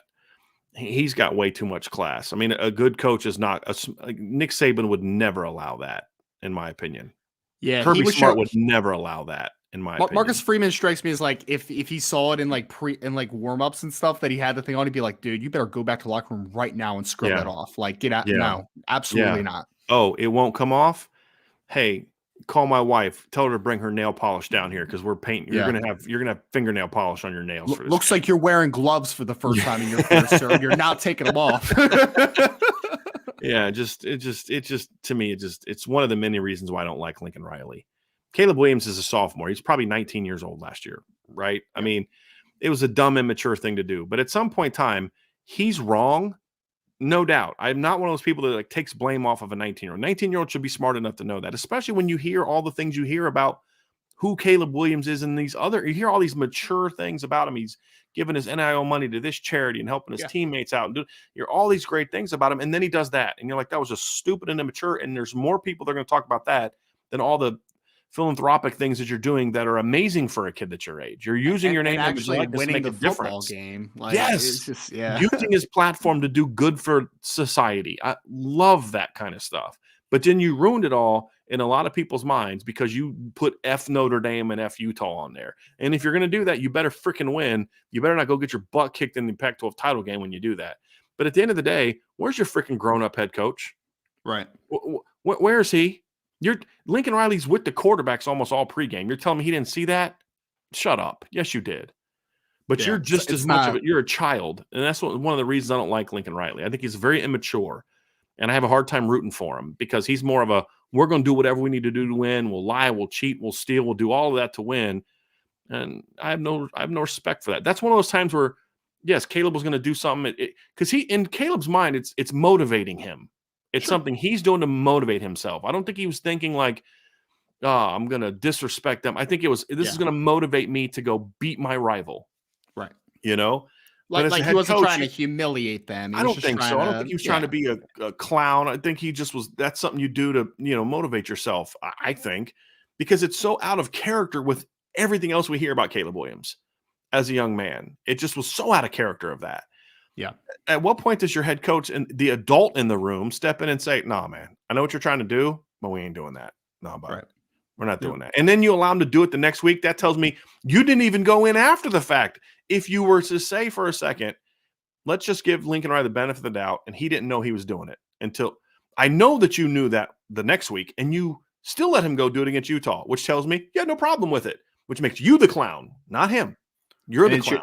And it's your program as the head coach. Exactly. It's not Caleb Williams' team. Well, exactly. It's not Caleb Williams' program. program. He's still the head football Lincoln coach. Riley's He's program. just the quarterback. He'll be gone in a year, and it's still your program. And so that's just what little respect I had for Lincoln Riley coming into the year as a person, and it wasn't much.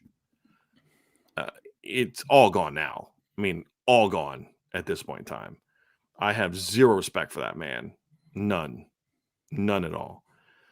All right, we do have some more super chats. We didn't talk about the draft though, man. He liked the Drew Sanders pick. He liked the Marvin Mims pick. I saw somebody, Ryan, the other day that had the Broncos as like one of the 7th or 8th in the draft, right? When they ranked the classes as far as like success, like I think it was part of it was like it was built on sort of like, I don't know, per capita type of thing, but value chart or something like that. Yeah, I had no problem. I liked their draft. And they only had 5 guys. I liked Marvin Mims in the second round. I'm a big Marvin Mims fan. Second round too. He's a really nice complementary player. He's not a number 1, may not even be a number 2, but he's a really nice. He's not going to have to be on the Broncos. Exactly. Cool. I love the Drew Sanders pick. That's great value there because you're talking about the best athlete at line. I don't think he's the best linebacker in the draft, but I think he's the best athlete at linebacker in the draft, in my opinion. And he brings some. And to your point, Ryan, what was the knock that you have on Drew Sanders, right? Because you've watched him a ton more than I have. Yeah. Not always the most instinctive guy, still learning to be an inside linebacker. Well, to what you just explained to me, what's he going to be doing a lot of for the Broncos? It's going to be blitzing, man. Blitzing a lot. Yeah. So that's going to be right up his alley. Probably from a bunch of different spots too. Exactly. It's going to be right up his alley. So he's like the perfect weapon to give a coach who wants to blitz a lot. I really like the Riley Moss pick because I think they're going to probably move him to safety from what I read, which I think will fit his. He's really fast and he's really instinctive, but he's a little tight-hipped. So to me, he's probably more of a safety. To me, I could be wrong, maybe a nickel type of guy. And then you got that big old joker from Boise State, man. J.L. Skinner's a big dude. Alex Forsythe gives you some depth.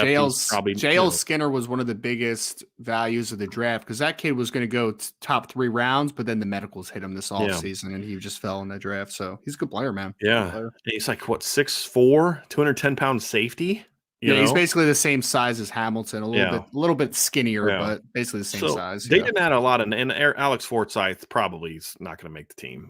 Practice squad guy probably. I mean, you got plenty of centers, but those 4 guys you hit on are guys that could be pretty good players to some degree. So I'm good with it. I just didn't love the fact they gave up so many of their picks. Yeah. But this is the draft to do it, Ryan. To your point, this wasn't a great draft. So if you're going to give up 2 first-round picks, because at one point in time, the Broncos could have had 2 first-round picks in the draft. They gave 1 away for Russell Wilson and 1 away for Sean Payton. So I wouldn't have mind sitting there at 29 and been able to draft Michael Mayer. But, hey, it is what it is. I'm just glad the Broncos finally have a Notre Dame guy on their team. At the end of the day, if you have limited picks, you need to find value, and I think that the Broncos found several value picks in that draft. So, agree. Yeah, so I can live with it. Alan Watson asks, "Hey, Alan, thank you for the super chat, buddy. I appreciate that. Are either of you attending the Navy game in Ireland?" Nobody from Irish Breakdown will be at that game. It's just a very expensive trip, very expensive trip, and we have some other reasons for not going. But yeah, it's primarily about the cost, to be honest with you. We had another question from Billy D. Williams, who's in the chat. Played Gale Sayers in a movie before, so that's awesome. What are your in Star Wars? That's pretty cool, right? He was in Star Wars. You're right. Yes. What are your thoughts on Al Golden and the changes, if any, he's made going into the season? Do you feel optimistic or pessimistic about him? Well, I can't really say that I know what changes they're making, because we don't know if the spring session was more about my hope is that it was more about, we need to be a better blitz team. If we're going to blitz, we need to be better at it. So this is the emphasis in spring. And that's okay. I don't mind if you're taking a part of your team and you're saying, we got to get better here. So a lot of our spring is going to be built on really improving this part of our game, even though it's not something we're going to blitz as much as we get to the spring or in the fall. I'm fine with that.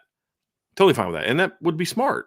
But if they're going to blitz just nonstop, blitz all night, that sounds cool in a movie. It's a great movie quote, great scene. Practically speaking, it's not the greatest. Not another yard. Yeah, pulling every one of you out. I just don't know if I know enough about the changes that he's made. Now, there's some things we saw in practice where they were focusing a lot more on fundamentals and doing more team drill stuff, individual drill stuff in the practices we saw, which is all positives. But honestly, Billy D, I can't tell you that I've seen enough. I've seen enough about it. Here's my thing that I've always said: they're going to be better on defense than they were last year, even if Al Golden doesn't change a thing, because they're going to know the defense better. It's just simple as that. The Notre Dame defense got better in year 2 under Brian McGorder than it was in year 1. Why? Because they knew the defense. He was still a terrible coach and a person that I don't care much for at all. But why were they better with the same players? Because they knew the defense better. So some of the mistakes they made, they didn't make the second year, even though his defensive scheme still sucked. Right? I don't think Al Golden's defensive scheme sucks. I just don't think it's as good as it could be. Right? As I've said before, Al Golden was not bad last year. He just wasn't as good as he needed to be last year. There's a big difference. Right? Notre Dame's defense was good last year. It just wasn't as good as it needed to be last year. It wasn't bad. And so it's going to be better this year. The question is that just a year of, well, now you have more players that have more time in the system, because you've got a bunch of dudes coming back that have started football games at Notre Dame, and even more number of guys coming back that have played a lot, right? Yep. And so you're going to be better there. The question is, it won't be sustainable if it's not a foundational change, because what will happen, Ryan, is they'll lose a bunch of linebackers next year and a bunch of D linemen and DBs or whatever, and then all of a sudden you're a young team again the next year, and you're back to being a very high mistake-prone defense if you haven't made the foundational changes. But, am I more optimistic about him? I'm more optimistic simply because it's year 2. Sure. And at the very least, that's what makes me optimistic. The rest, we'll have to wait and see, because it would be very unfair for me, Ryan, to assume that what we saw in the spring was just what he wants to be. Because I've always advocated the spring ball is about different things for different coaches. It depends on what you feel your team needs are. Maybe he just felt, hey, we blitz a lot, and we weren't very good at it last year. Our linebackers were pretty crappy blitzers last year. So if we're going to be a team that wants to blitz, we got to spend a lot of time, because I feel blitzing is a lot like the pass game on offense, Ryan, where it's not just something you show up and do. It takes timing. It takes everybody being on the same page. It takes your eyes singing a whole bunch. And that's what they're working on. So if I'm going to get rip Al Gold and say, wow, they blitz too much in practice. Dude, you keep telling us that practice in the spring isn't this thing where it's like a scrimmage every day, right? You always say it's time to work on certain foundational things. And then you're going to criticize the guy because you assume he's not working on what you think. That would be very petty of me. Let me see what it looks like in the fall. And then if we see a team that blitzes 85, 90% of the time, then we can be critical of it. Because we could also last season too. It was very predictive. Yeah. It could also be a thing, Ryan, where this is going to make them when they do, maybe the blitz percentage doesn't change at all last year, but they're way better at it. It's not just better at blitzing, but better at not blitzing. Meaning, you don't want to just line up in your base defense. And when you line up in your base defense, you're either going to blitz or you're going to play base defense. But if you show blitz, you're going to blitz. You need to be able to play base defense out of different looks where it looks like you're coming and then you smoke, and your guys got to get really good at, because dropping underneath a hook curl from the line of scrimmage because you're smoking a blitz is going to be a whole lot different than when you're 4.5 yards off. Your heels are at 4.5 and you're sitting in the B gap, with your hands on your knees like a normal linebacker stance. So you got to work on that. Hey, man, you don't have just one way to get up underneath that in cut. You're coming from the line of scrimmage. Here's what your technique is looking like on that particular play.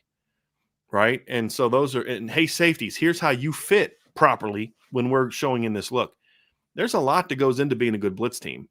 So if what they're doing is simply saying, when we blitz, we're going to be really freaking good at it. Some games we may blitz more than other games, but when we do, we're going to be good at it because we're also going to be able to disguise it better and all that stuff. If that's what they're doing, Ryan, then I have no problem with what they did this spring. And matter of fact, I'll commend the heck out of them for doing that in the spring. If they're going to blitz 90% of the time, then I have a problem with that. Sure. Because I just don't think that works. So I can't tell you for sure that I'm pessimistic about that or not. I just think it'd be unfair for me to jump on that bandwagon one way or the other. I'm just going to say they spent a lot of time getting better at blitzing this spring. We're going to find out in the fall why they spent so much time on it, and then I'll let you know if it was a smart idea or not. I can't wait until they have Coach Golden mic'd up and he's just gonna be like, and they're going to remember forever the night they played the Irish. Yeah.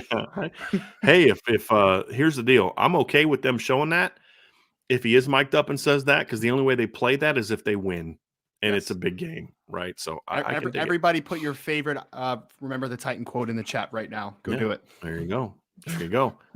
Hey, we have a super chat from John Bertucci, some money for Bruce's subscription. So just what he's referring to here, there's a member of our message board who put it on the board today that he got some bad news. He's had cancer before, and he went through chemo for it, and he got some bad news today. Not completely bad news yet, but they're concerned that they're going to do some more tests and that could get some more bad news. So keep Bruce in your prayers. And you guys don't ever have to give me money for a subscription like that. I appreciate it, John, but somebody else reached out and said, hey, I'd like to pay for, Bruce's subscription. If there's ever a member that's going through something like that wants to stay on the board, we have done this before in the past. We will do it again. I just don't advertise it because it's between me and that person and those people, but I've comped memberships before. I have no problem doing that. Zero problem doing that. So I don't need someone to pay for that person's subscription. I'll pay for it because it's not coming out of my pocket. It's just, we're not charging him. Right. So, but the fact that there's been people that have done this, what John's doing, and people to offer to pay it is just another example of why this community is amazing.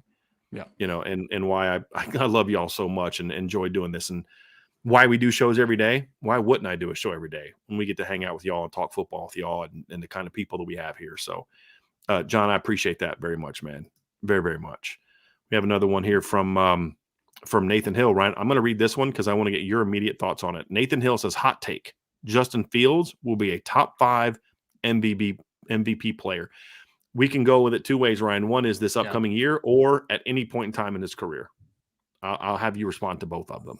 Anytime in his career makes it so up in the air, man. I don't like that. Then you're saying you think he's a guy that has the talent to potentially be that guy. Is that what you're saying? I mean, sure. If the roster is made a certain way, I mean, it's possible. I think if we're talking about this season, though, Nathan, if that's kind of where your thought process is coming from, I'll sell that all day. And it's not even so much about Justin. It's that the fact that MVPs are always on winning teams, right? And I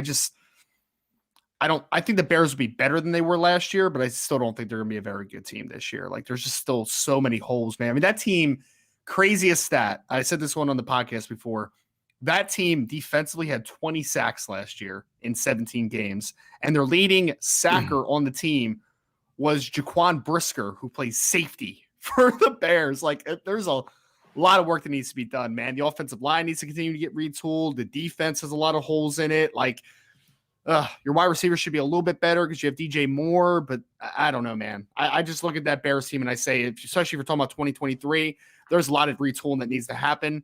If the Bears get to a point where they're a good football team, a good roster in a few years, could Justin Fields be that guy?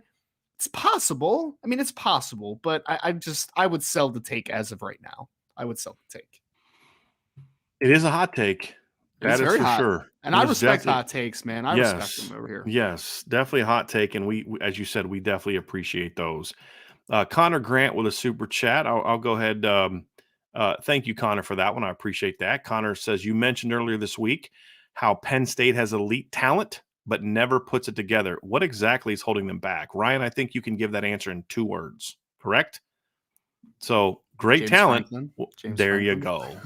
Head coach. I mean, really, James that's Franklin. it, guys. That's it. I just don't think they're a very well coached football team, Ryan. I mean, it's not talent. You and I were talking about this very thing last night. You started mentioning all these like really good edge rushers, and then we're like looking at their production, and you're like, why don't these guys produce? Like, these guys are freaky talents. Why don't they produce like you'd think that they would produce? So it's a very weird program because that's just one of the more athletic teams you're going to see, and they recruit well, but it just never pans out. They've had some 11-2 seasons, but they have like their 11-2 seasons are a lot like Notre Dame's 11-2 season in 2019, where like they go 0-2 against only 2 good teams they play and then just beat up on everybody else. That's what their 11-2s team. look like. They're a flawed team. Yeah, exactly. So it's James Franklin, man. I don't know what else to say about that other than James Franklin.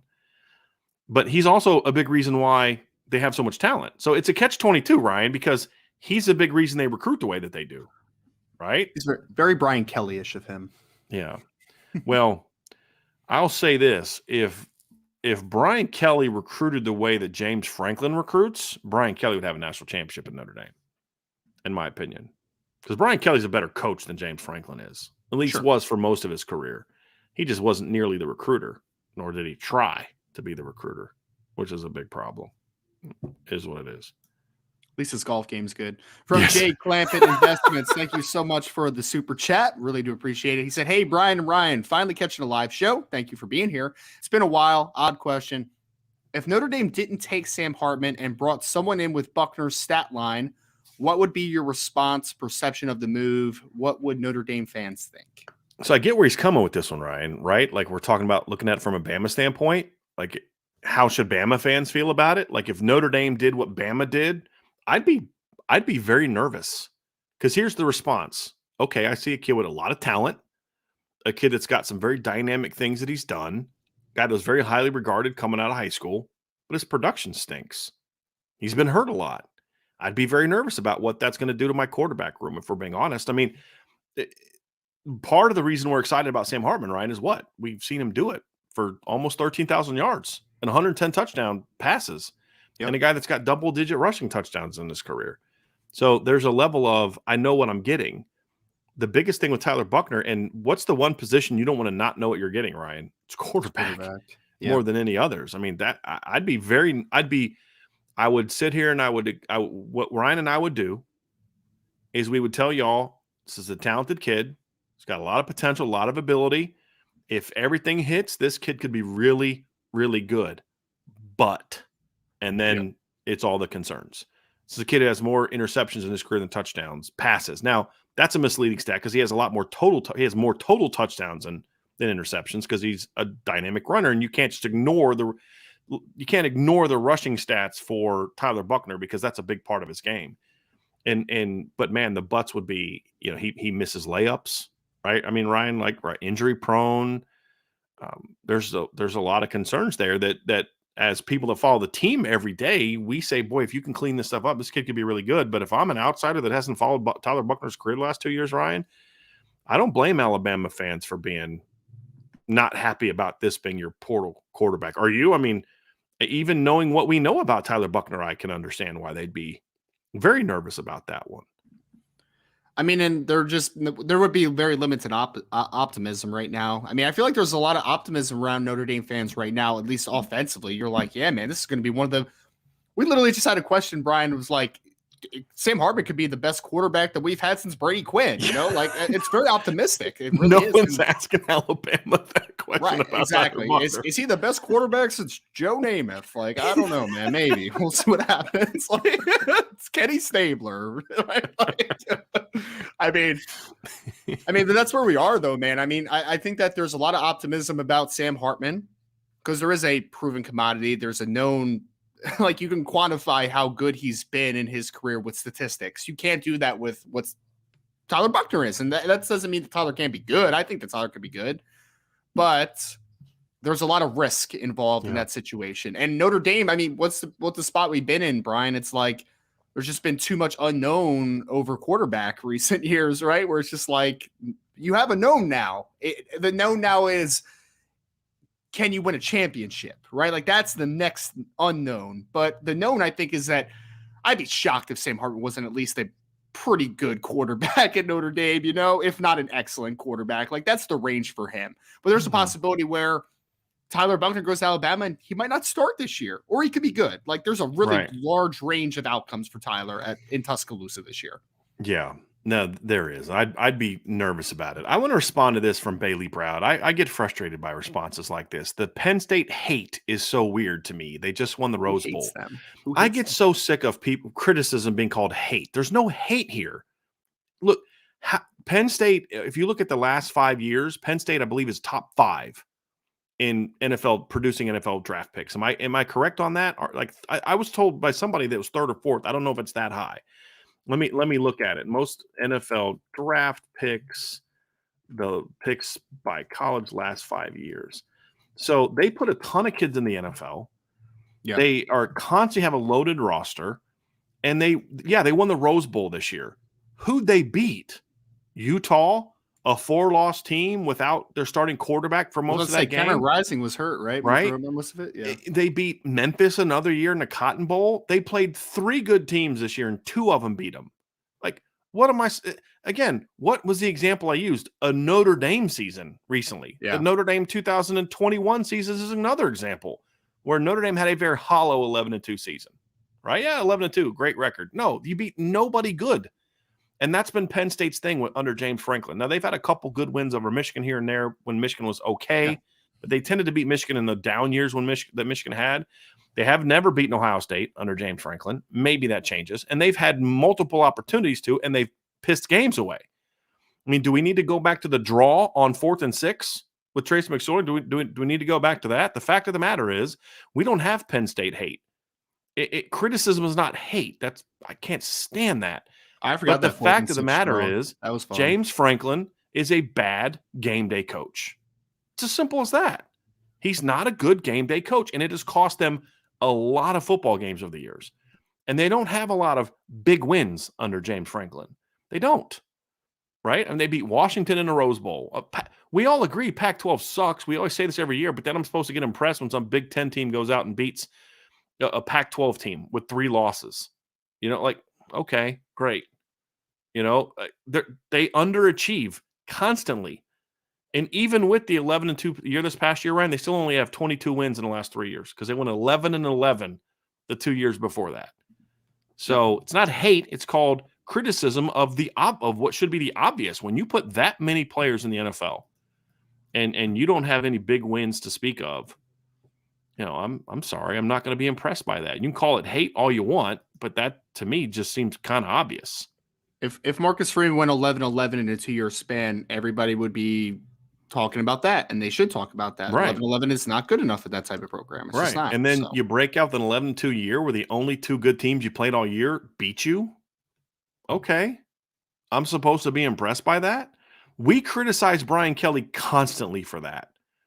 So maybe instead of it being hate, it's you actually hold certain programs to higher standards, and you actually expect someone who's considered a big coach to actually beat good teams or teams with comparable talent from time to time.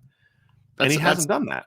That's the only way that growth happens too, is to be real about stuff, right? Like if I just said oh, Penn State's great, then they don't ever get any better than where they currently are. Because I'm a person that wants the good programs to be really good. I want Penn State to be a really competitive football team. I do. I think it's better for everyone, but that's just kind of where we are. Absolutely. So Bailey had a follow-up that I want to respond to on that one as well. And the comment was, he said, James Franklin is not a top-tier coach, exactly, but he built a good program. Is Ohio State not a good win?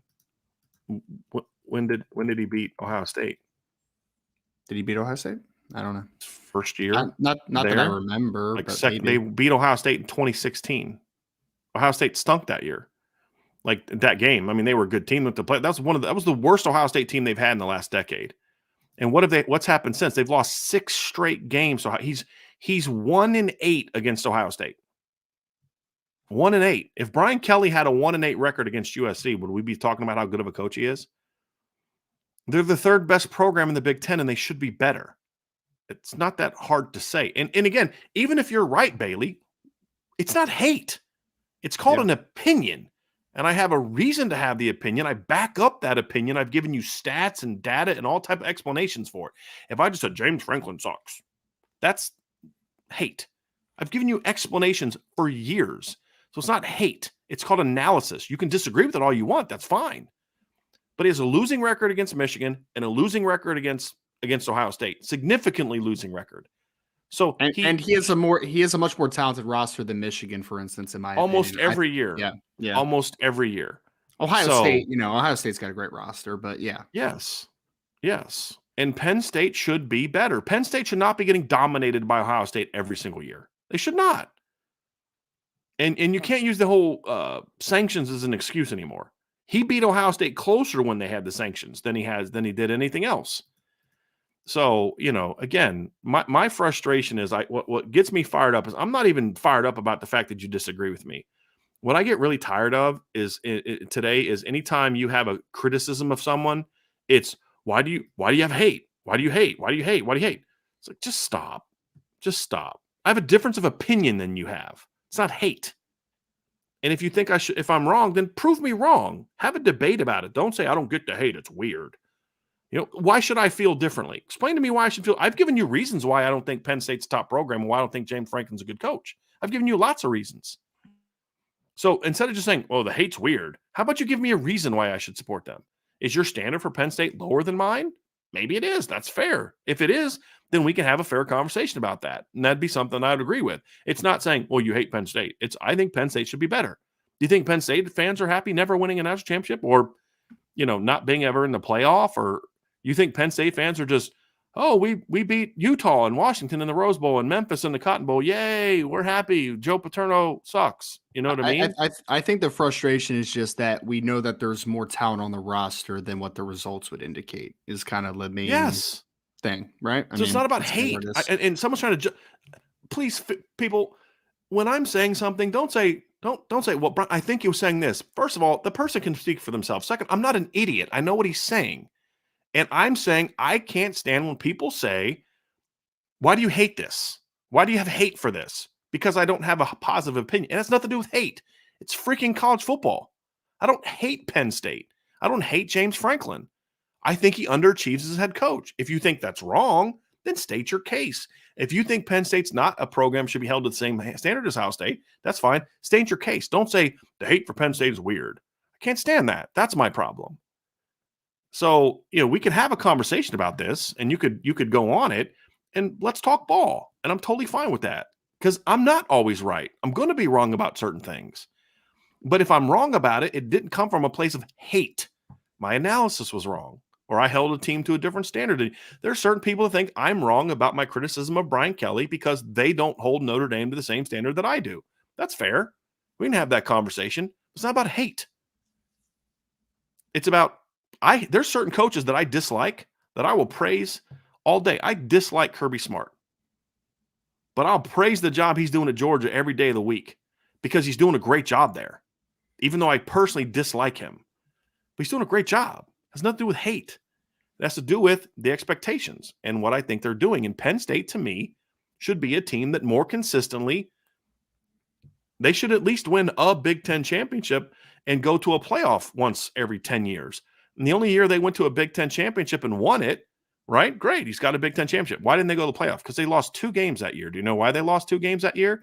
Because they went out there and got their brains beat in by Michigan and lost a pit at the beginning of the year. right? I mean, so I'm sorry. So once all the pressure was off of a playoff, you went out there and beat probably the worst Ohio State team they've had in the last decade, that 2016 team that had no business being in the college football playoff that year and got beat 31-0 by Clemson. You didn't make the playoff because you lost by 3 to Pitt and you lost to Michigan 49-10. The one year he won a he won a Big Ten championship, they lost by 39 to Michigan. So yeah, that's not good. I'm sorry, that's not good. You should be better than that, and that's my expectations. So there you go. There you go. All right. Sorry, got me fired up. Bailey, you ask so many good questions all the time, and you're a great member of this chat. But that right there ticks me off more than anything. When people say, "Why the hate?" Just say, "Hey, man, I disagree with your opinion. Let's talk it out," and we'll talk it out. That's all I ask. I don't think. Ryan, why do you always hate on the triple option, man? Nope. Now that I hate. That's fair. That's fair. I hate the triple option. Yes, that's fair. That's fair. All right, here we go. We had a super chat from Michael Hughes. Michael, thank you so much.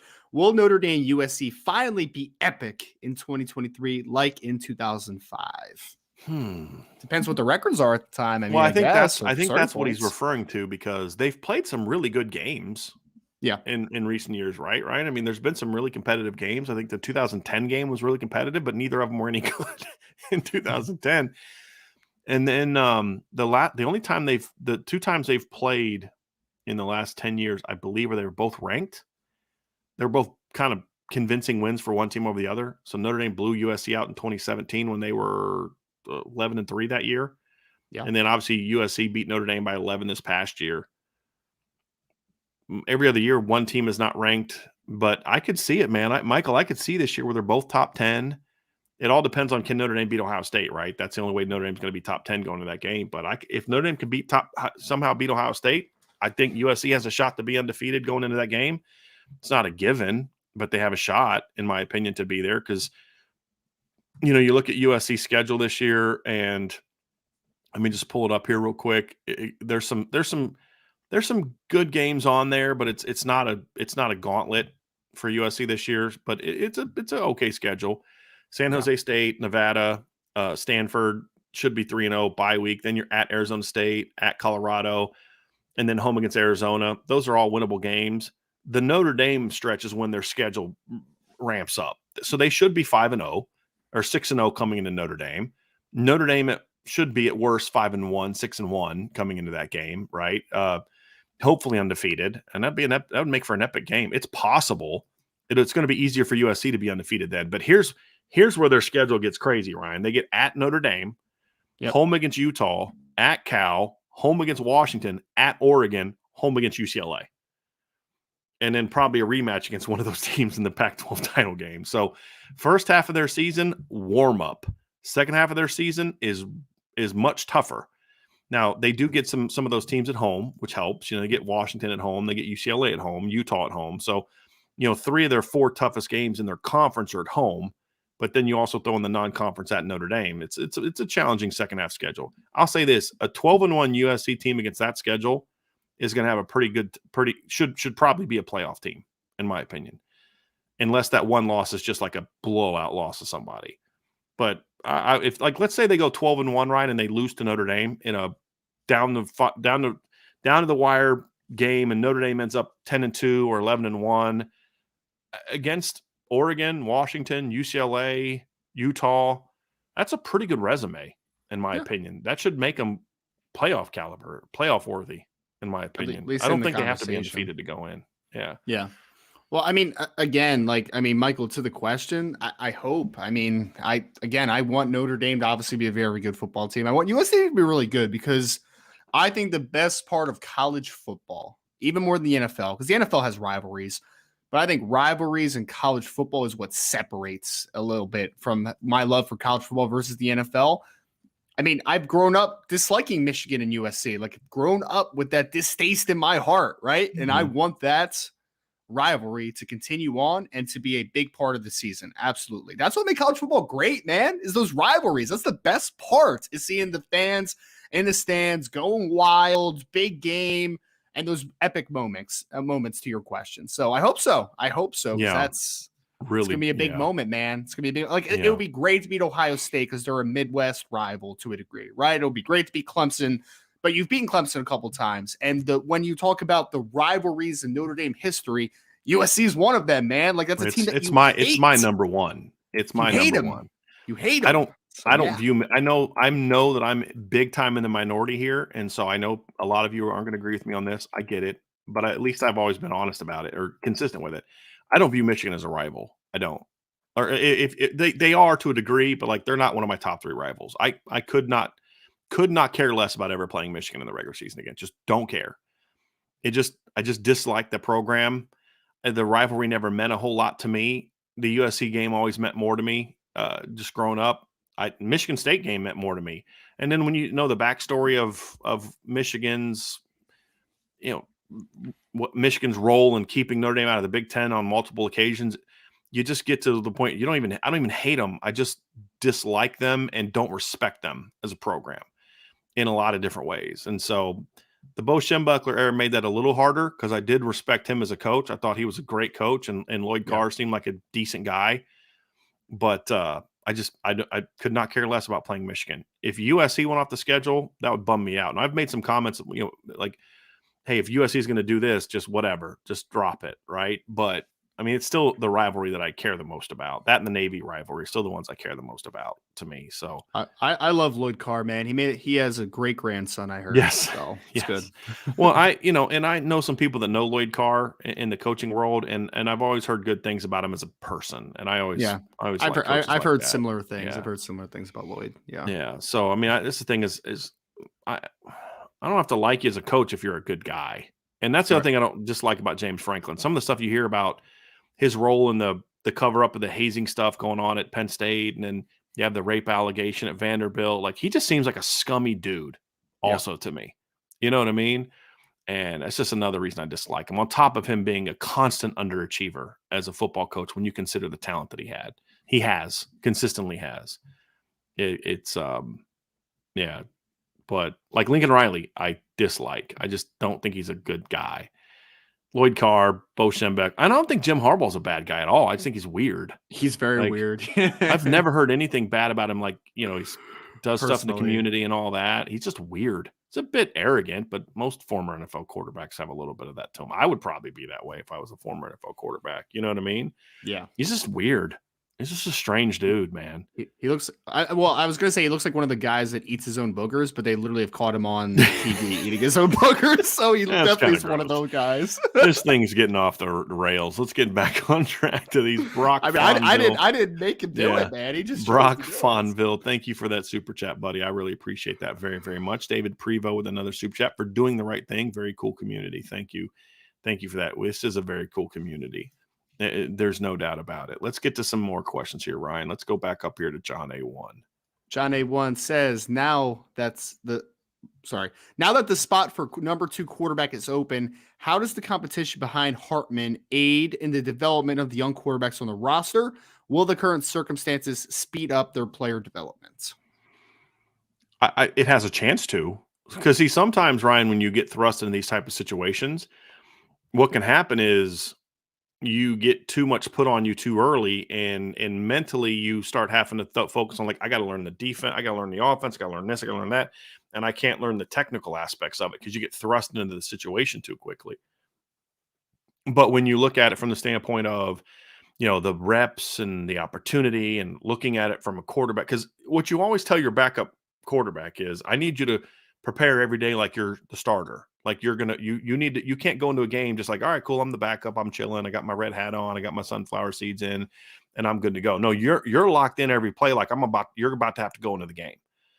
I think that's good for a starting quarterback. Can be very good for a young quarterback from a development standpoint. And just as long as the coach is able to still focus on the technical aspects that a young quarterback tends to need as well, I think it could help it. But by and large, if the coach is doing his job, I think what this does speed up the development for Steve Angeli and Kenny Minchie quite a bit. Yeah, it does. Because one of them is going to be the backup. So let's just say Steve Angeli's the backup. He's clearly going to get more first-team reps than he would have gotten if Tyler Buchner was here. That should help him. He's going to have to start preparing mentally different than he would have been as a third-team quarterback. Now you have Kenny Minchie kind of being that number 3 guy. Some weeks he'll be scout team, some weeks he'll be up, but you're going to have to expedite his learning curve and learning process as well, because before it was kind of like, well, we've probably got a couple years before Kenny really is going to have to really truly compete for the starting job. Now it's okay. Next spring, It's time. Kenny, Yeah. you're going to be in the battle for the starting quarterback job, most likely, barring another Sam Hartman being out there. And I don't know how much I want to continue that process, to be honest with you. We could. I mean, we just have to see how these kids develop over the next year, but it certainly speeds that up. But if the coaching is, I'll say this, right? If the coaching is right, it should be a benefit to both of them and put them in a better position to actually challenge for that starting job next year. That's where I kind of come down on it. I think the word that you hit on is expedite. Like it's grow up time for those two kids, man. Like it is. And we were talking about probably a 19-year-old kid and an 18-year-old kid and Kenny Minchie, right? It's like they're both young cats, but one of them, whoever it ends up being the backup quarterback, is going to be one bad play away from being the starting quarterback at the University of Notre Dame. That's the facts that you work with. But again, I talked about this with the coaching stuff earlier, Brian, in this podcast. It's like, nobody comes to play at Notre Dame if they're scared of pressure, right? Like no one comes and does that, or at least the players don't succeed at Notre Dame if you're afraid of pressure in the end. So I think that both those kids are going to be up for the opportunity as far as the challenge that's in front of them. And I'm going to be excited to watch that one in this offseason and going into the fall, because again, like the backup quarterback position is one where people don't talk about it enough, but it matters so much. I mean, we talked the other day about how important backup quarterback has been in some seasons for Notre Dame. Like it's been incredibly important. I mean, think about the career of Tommy Rees as the backup quarterback and how important he was for this team during his time here. So I really think that those kids are just going to be expedited a lot. They're going to be forced to grow up a lot, and we'll see which one takes advantage of the opportunity. Hopefully both of them step up to the plate and are ready to go, because that'll strengthen the room overall. But I mean, the backup quarterback position is going to be very important for the University of Notre Dame. Whether Sam Hartman is the guy, whether Sam Hartman is a record-setting quarterback at Notre Dame or he's just a really good player, it'll still be important because you need some insurance behind you. We got one. Let's get down here. Let's get one from Tommy Guns. Let's go down there with Tommy Guns here. We got an interesting walk-on question here. This one's not the one I wanted. Tommy Guns said, if Notre Dame doesn't fill out to 85 through the portal, what 3 walk-on players would you like to see a scholarship for this year? Well, I mean, Luke Talich is probably one that comes to mind simply because it would enhance the chances that you keep him. That would be one. Trying to think of a couple other guys. Actually, let me pull up our roster at Irish Breakdown, because I have actually asterisks by the guys that are walk-ons, so it'll help me remember that. But there's definitely, here's one for sure, like Marty Auer, after the way he played this spring. That's blue gold game. He was on fire, man. And Ryan, dude, he did that every single game, every single practice that we were at. Like he wasn't there a good corner? Is it Isaiah Dunn? Isaiah Dunn. He's another one to consider. He's a talented player. Yeah. Trying to think who'd be number 3. I got to think about that. I'll tell you what, I was impressed by what Kobe Onyuke did. 45 as well. Yeah. 45. Yeah. He looked really good in the blue gold game, man. He played really well. Yep, he'd be one. And then, this is for Ryan, but Zach Yoakum means your starting kickoff guy. He was good at it too last year. Yeah, he was good at it. He's pretty good at it. So that'd be one. Now he looks like he's 12. My wife took a picture of him and the long snapper, Reno. What's his name? Reno Monteforte. Monteforte, yeah. Both like really little. Like Reno's 5'7", Zach Yoakum's like 5'8", and they both look like they're 12. I mean, it was hilarious. And they're both wearing Notre Dame uniforms. But I'm like, you know what? Like Reno's a pretty good snapper, and Zach's got a strong leg. But when I'd never seen him with his helmet off before. I'm like, that kid right there is the one booming kickoffs like out of the end zone. Like seriously? Well, I mean, Brian, you remember Blake Groupie though, man. Blake Groupie was a young looking cat. Blake Groupie's little, but Blake looked like an adult. Like if you looked at Blake here, he looks like an adult. He looks like he's in his 20s. Like when I saw a picture of Zach Yoakum, I'm like, this kid looks like he's like 13 years old. I mean, he really looks young. And then you watch him kick and you're like, wow, okay, this guy's got a leg. And like, all right, then because sometimes you see a kid in pads and you see what he does and you think, well, this is what he's going to look like. you know, because the way he plays, and then he takes his helmet off. You're like, that wasn't what I was expecting. You know what I mean? I was expecting this little kicker that looks like, you know, this little, you know, guy that looks like he's, you know, grown, real strong, powerful leg, and he just looks like a little kid, but he's got a great leg. I mean, for a kickoff guy, he's got a really, really good leg, man. My favorite is when you get a voice, you hear someone's voice for the first time, and it was not what you were expecting. Yeah. I had that moment with Tariq Bracy where I was like, oh, that's what Tariq sounds like? I had no idea. But that's one thing I learned when I started doing recruiting is you see picture these kids and they look like these big, strong kids, and then you talk to them and you're like, oh, that's right, this kid's still only 16 years old. How you doing, Mr. Roberts? It's wild. It's wild.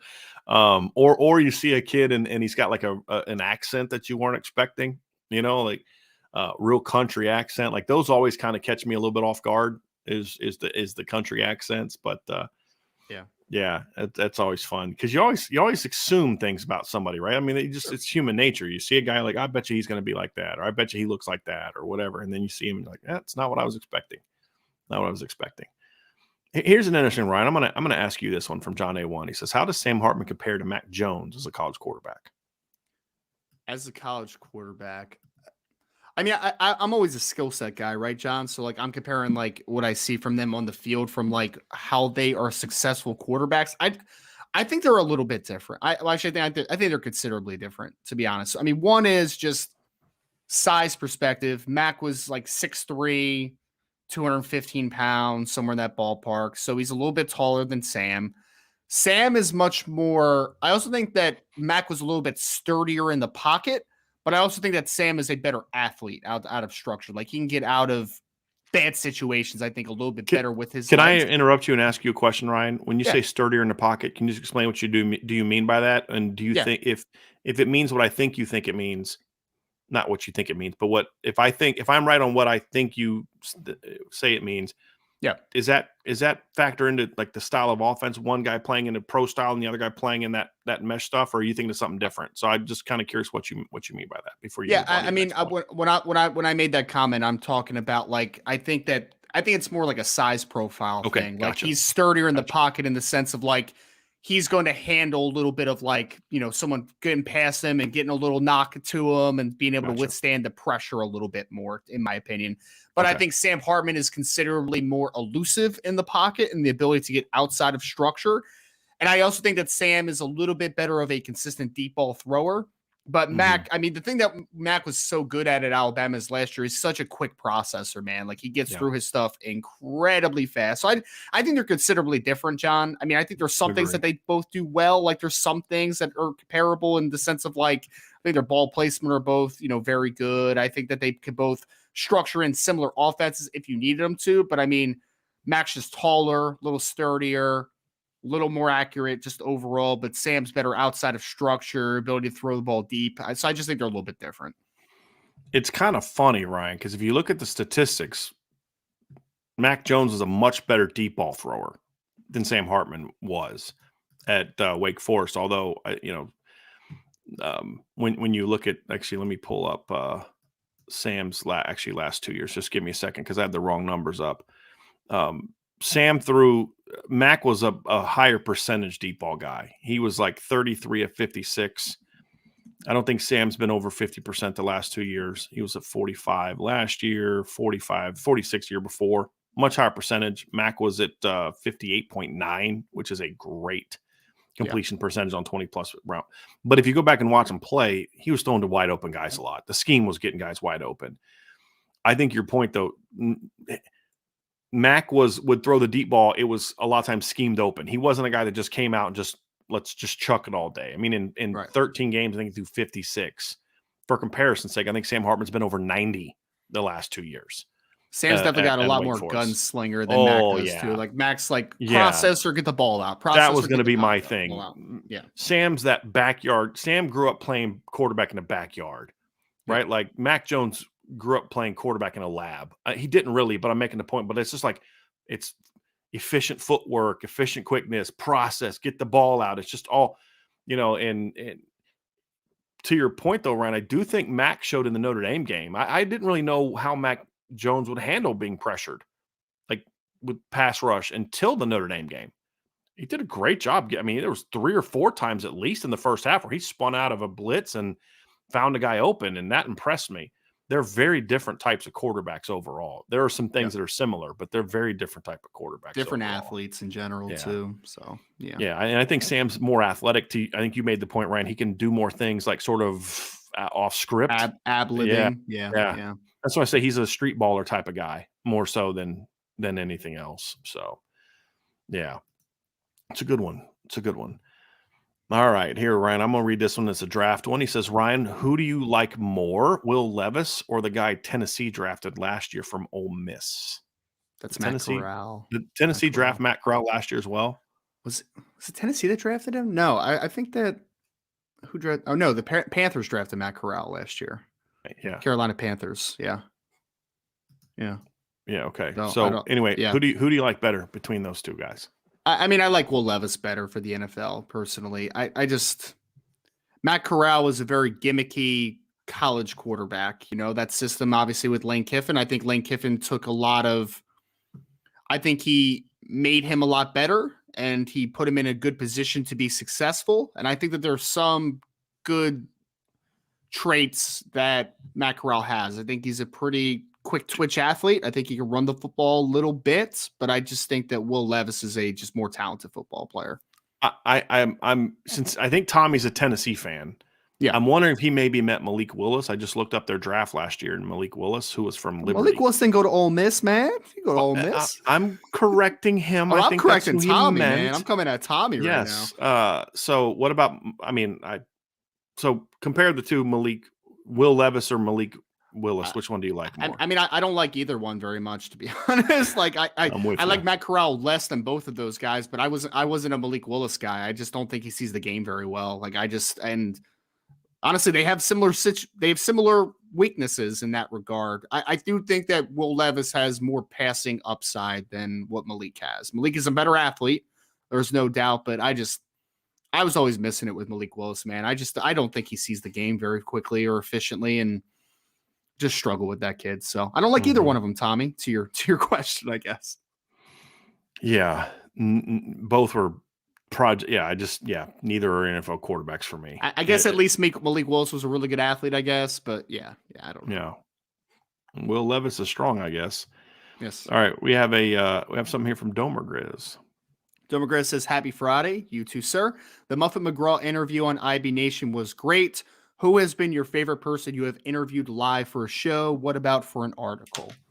Wow. Well, I thought the Marcus Freeman interview we did here when he was the defensive coordinator was really good. I thought he gave great answers. He was engaging. It was a lot. It wasn't what I expected, to be honest with you, because when I interview assistant coaches, I don't ever have super high expectations. But I thought that was probably my favorite interview we did here, and we've done a lot of good ones. I mean, we had Oscar McBride on, we've had Reggie Brooks on, we've had a lot of different people on. Barry, yeah.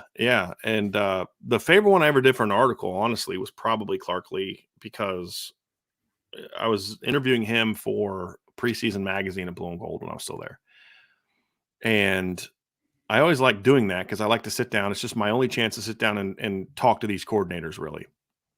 And the SID at the time came in and he was like, hey, you got 30 minutes, whatever. Well, he came in after like an hour and he was like, hey, wrap it up. And Coach Lee was like, we're good. And he basically told him to leave. And not in a disrespectful way, but like, no, hey, we're good. I don't have get out of my face. No, it wasn't anything like that. It was like, it was summertime. Kidding. It was, there was not else going on. And he was just like, hey, we're good. So he left and we sat there for like over 2 hours. And the interview was like, I turned the interview off. Like I'd stopped the recording like at 45 minutes because I got all my questions done and we were just talking ball. And he was so welcoming and respectful too. Like a lot of there's a decent number of coaches that will talk to media people and they just like it's almost like we're wasting their time. We don't know anything. Why do they have to do this? Coach Lee was very welcoming and very engaging, and he treated me with respect as far as football knowledge. He kind of assumed that I knew certain things, and so he didn't talk down to me. I think he knew that I was a coach in the past because he said things that you'd expect someone who was a coach to know. And I so enjoyed that conversation because it was just sitting in the office, recorder off, and we're just talking ball, man. And that's not really an option right now with the way things are run at Notre Dame right now. But it is what it is. But I wish they would do more stuff like that, allow us to get to know these guys a little bit more and there's different things I wish they would do, but that was a great interview. That because you just have a greater understanding of who Clark Lee is. He starts talking about his kids, and you get to know. I'm like, man, this is a cool. I mean, and Clark Lee and I don't agree on politics. We're from different parts of the country, but it's just like, man, it's just a good dude. You know what I mean? Like, it's just a good guy, respectful guy that I respect. Cares about being a good dad, cares about being a good husband, stuff like that. And I like guys like that. It's one of the things I respect about Marcus Freeman. Like, he wants to be a good dad. He wants to be a good husband. He wants to, that stuff matters as much to him as being a football coach at Notre Dame. And it's one thing I always respect. Mike Elson's another one that I always respect about that. Mike Mickens is that way, very much cares about being a good dad and a good husband and things like that to his daughter. I have a great deal of respect because it's hard. I mean, Ryan, when I was coaching, it was hard for me to be a good husband. I didn't even have kids. Right. It's part of the reason I got out of coaching because it was hard for me to be that way. So guys that are able to do it and do it at this level, just as human beings, I have a great deal of respect for them. And, that was what I got so much because I didn't know that about Clark Lee until that interview. I didn't know Clark Lee. I'd never talked to Clark Lee. Nothing like that. But that was a cool experience to be able to sit down and just talk ball with him for a while. I wish I could do more of that kind of stuff with coaches, but that doesn't really happen like that anymore. Yeah. But good question, Ryan. What would your answer be, man? Done a lot of cool interviews in my life, man. Because you've done a lot of draft stuff too, right? Yeah. I mean, well, can I say one thing?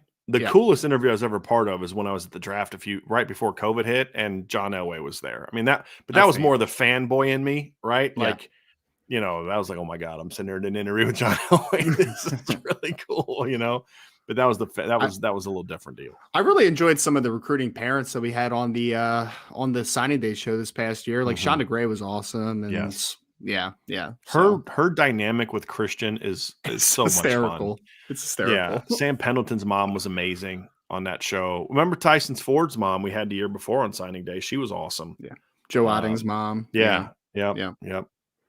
I just like it when we were talking to Joe Otting's mom, and she this is in a different, like, not during that show, but in a different interview, and she made sure that we knew that she's the reason Joe's such a good basketball player. Yes. That was awesome. Oh man, and that Debbie Otting, I felt so bad when we did the signing day show because the Peyton Bowen news had just broken, and she was just a champ through it. I was like, oh man. Yeah, that was awesome. All right, we got some more here. Next question from Golden Domer says, Ryan, let's say Tyler Buchner plays up to his potential this year. If he were to enter the 2024 NFL draft, where would you mock him to get picked? Oh man, I didn't even read that one through, Ryan. Otherwise, I'd have read it to you. But no, you're fine. I mean, go ahead, man. I'm very curious your answer on this one. I just don't have a great answer for this one right now, man. How can you? There's so much context to this question. Like, I mean, one, it's pertinent to what the draft class looks like. Like how many other great quarterbacks are in the class? What does the class look like just from a depth perspective? Is it top heavy? Is it spread out? Is it a lackluster class? Like, I have no idea what that's going to look like. And also, you could say live up to his potential, but there are some things that Tyler Buchner could do in his game that are from a college potential aren't as translatable to the next level, right? As far as what traits that he has that could make him a great college football player. So I just think there's so much context here. Tell you what, Golden Domer, ask if Tyler Buchner balls out at Alabama this year. Ask me this later in the season when I can watch a little bit of film on him. I think that would be a better answer at that point, because I'd have a little bit more context of what is this draft class going to look like? Just what areas was Tyler really, really good in this year? Yeah. What translates 100%? There's just so much that we have to figure out in that situation. The injury stuff would hurt him a little bit too. I mean, it just would. That would be something. It would be interesting. It'd be very, very interesting to see how it played out. And then the other part too, Ryan, is who else steps up this year? Yeah. Like, does Brennan Armstrong get back on track? Does Devin Leary get back on track? Who's the young junior breakout? There's just so much that goes, like you said, that goes into that stuff. That doesn't have anything to do with Tyler Buchner at all. That, does Joe Milton ball out this year, which then all of a sudden vaults him up in the top 10 like Anthony Richardson did. Like, now I'm hearing all the Anthony Richardson, Joe Milton comparisons now. It's going to come, man. It's going to happen. It's going to happen. Because they're the same size, and yeah, sure. Yeah. Man, it's going to be interesting. Here's an interesting one from Tommy Guns. T Guns, Crocs, and Glocks. Tommy says, "Are you guys in favor of or opposed to daylight savings time?" I could not care less, Tommy. I hate it. I hate it. I love it every year. I hate it once a year, and I love it another time of the year. I love it the time when when you we get get the an extra extra hour hour. of sleep. Yeah. I don't get it. You could move to Arizona where they don't practice it at all. Yeah, it's like last night we're out to dinner and it's like 8:30. We're leaving at like 8:30. We're looking out at 8:30. We didn't leave at 8:30, but we looked out and there's like still sun up. And then I'm like, but then there's other parts of the year where it's like 6:30 and it's like completely pitch black outside. And I just think that's very annoying. But whatever. I don't have a strong. I mean, that's my opinion. It's not something I sit around thinking about all the time. There's some people get real passionate about this topic where I'm like, okay. You know what's funny, Brian, is when I was setting up the Kennedy Urlacher interview before he committed to Notre Dame, I was like, I was talking to him and trying to like set up a time, and then luckily I remembered that Arizona was one of those weird states that doesn't change their time. So like sometimes they're 2 hours behind, sometimes they're 3 hours behind. Luckily, I remembered that, man. It's weird. Like, okay, which time of the year right now are we in, man? Exactly. I'm not quite sure. I'm not quite sure where we're at. Thank God for Google, man. Thank God for Google. Yep, absolutely. Absolutely. Here's an interesting question I want to answer from Andre Tonsel. Have you ever thought about having a live roundtable show with viewers? I've thought about it, but it's just not something I'm probably ever going to do, just because number one is if I start doing that, like where do I stop? Where's the cutoff? Because we have so many long-term members. We have so many great members. It's like, let's say I had picked 5. Well, what about this guy, this guy, this gal, this gal, this guy, whatever, and then I'm not bringing them on. So it's kind of like, number one, I would feel bad about doing that, and it could create some issues. But the big thing for me, it's like people say, why don't you do call-ins? Well, number one, we don't have the technology for it, and if we did, I probably still wouldn't do it, because for every 99 people that would be phenomenal and ask real questions and engage, there'd be that one guy that wants to say or do something stupid that gets me in trouble, and now all of a sudden our show's demonetized. That's the great thing about radio, is that they have that little window of delay, right? Where it's like, if this guy says something stupid, I can get him off the air real quick, so you don't have to, you can bleep it out. You know what I mean? Right. So, and we don't have the ability to do that. Now, if we ever got to the point where our company grows enormously and we can do stuff like that, and we have sure. I mean, I'd have no problem doing that, but there's things I've thought about doing. It just is one of those things where it sounds ridiculous, but it's just where I'm at. Is I would say, like, I'd want to have like a member co-host a show one day, but then it's like, but then where do I stop? And then do I offend people that I don't ask to do that? Does it show favoritism? Like, because we don't just have like 5 OGs on here, Ryan. We have a bunch. We have a bunch of people who have been here from day one. Yep. And then a lot of people that aren't from day one guys, but when they did get on with us, they've been loyal and hear every show. And that's the thing. But I mean, there'd be a lot of fun stuff to do. I haven't completely ruled it out. It's just right now with where we are from our technology of what I can afford, it's just not something that I think would be something that we're going to do anytime soon. Yeah. You know what's cool that I saw that one podcast did is that people sent in like an audio clip, and then they would play it during the show. It'd be like a call-in question, but like not actually live call-in. You know what I'm saying? Like interesting stuff like that. But you know what I have thought about doing though, Ryan, is do things like, we have our staff prediction show. Mm-hmm. I have thought about doing things where I open up, say, hey, look, here's my email. Give me your score prediction and give me a couple paragraphs. And I want to pick the, 20 best and put them in a, Irish Breakdown fan predictions article, something like that. I've thought about doing something like that I thought would be really cool. Yeah. But just because I do want to do things that show love to our people, because we have a great community. Yeah. It's like, I'm hoping like I didn't chase Bailey Brad out of here because I jumped on him earlier, but he has so many great questions. And then it's like, but we have a great community. And I just would, number one, I would not want to make some people feel bad because we don't choose them. Right. But there are things I'd love to do where we do some stuff like that, where we do sort of have a, that's why we were doing the mailbag for a while.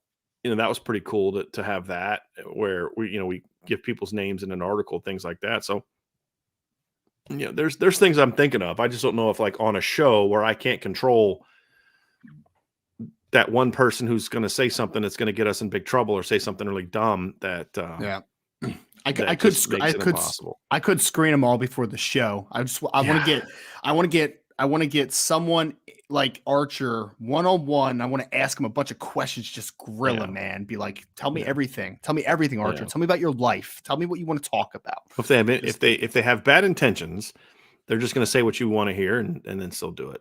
So. But, Archer would never. Never. Yeah. But now there are things I want to do, but always bring those suggestions, because somebody's going to have a suggestion one of these times. We're like, you know what? I think we could do that. Like somebody brought up something today, and I already asked my wife about it. Somebody said on the message board, it was like a bit. I always laugh. I always kind of like chuckle when someone's like, "Hey, I have a business idea for him." Like, okay, this is going to be interesting, because a lot of them are just like, "Okay, yeah, I don't think you've really thought like what goes into me doing something like that." But the guy made this suggestion: could you do something where if I convince a friend to sign up, that he enters my handle on there, in like a promo code type of thing, and for every person I get to sign up, I get points. But if I get a certain amount of points, I get a free year membership or something like.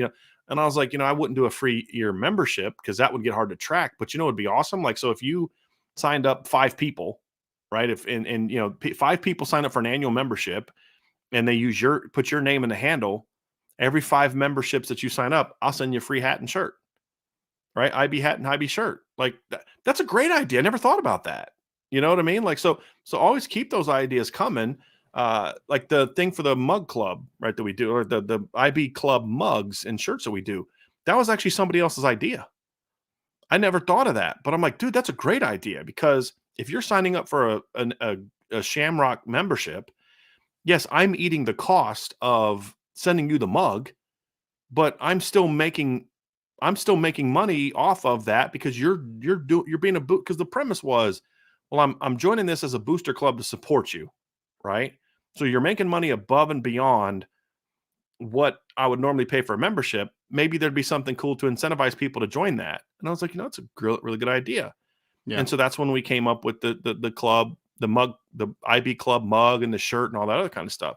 So I'm always open to those ideas. It just don't get mad if I don't take it, because sometimes it's a great idea, but something may not be practical. So Andre, I appreciate you bringing that up. And I've appreciated the people that have brought up like doing a call-in show, because if I can control it like we do a radio show, then it'd be fine. But I can't have Ryan do that, because Ryan's got all these other. You have to literally hire someone who that's all they do is screen and produce, and we're just not there yet as a company. We're not really even close to there as a company.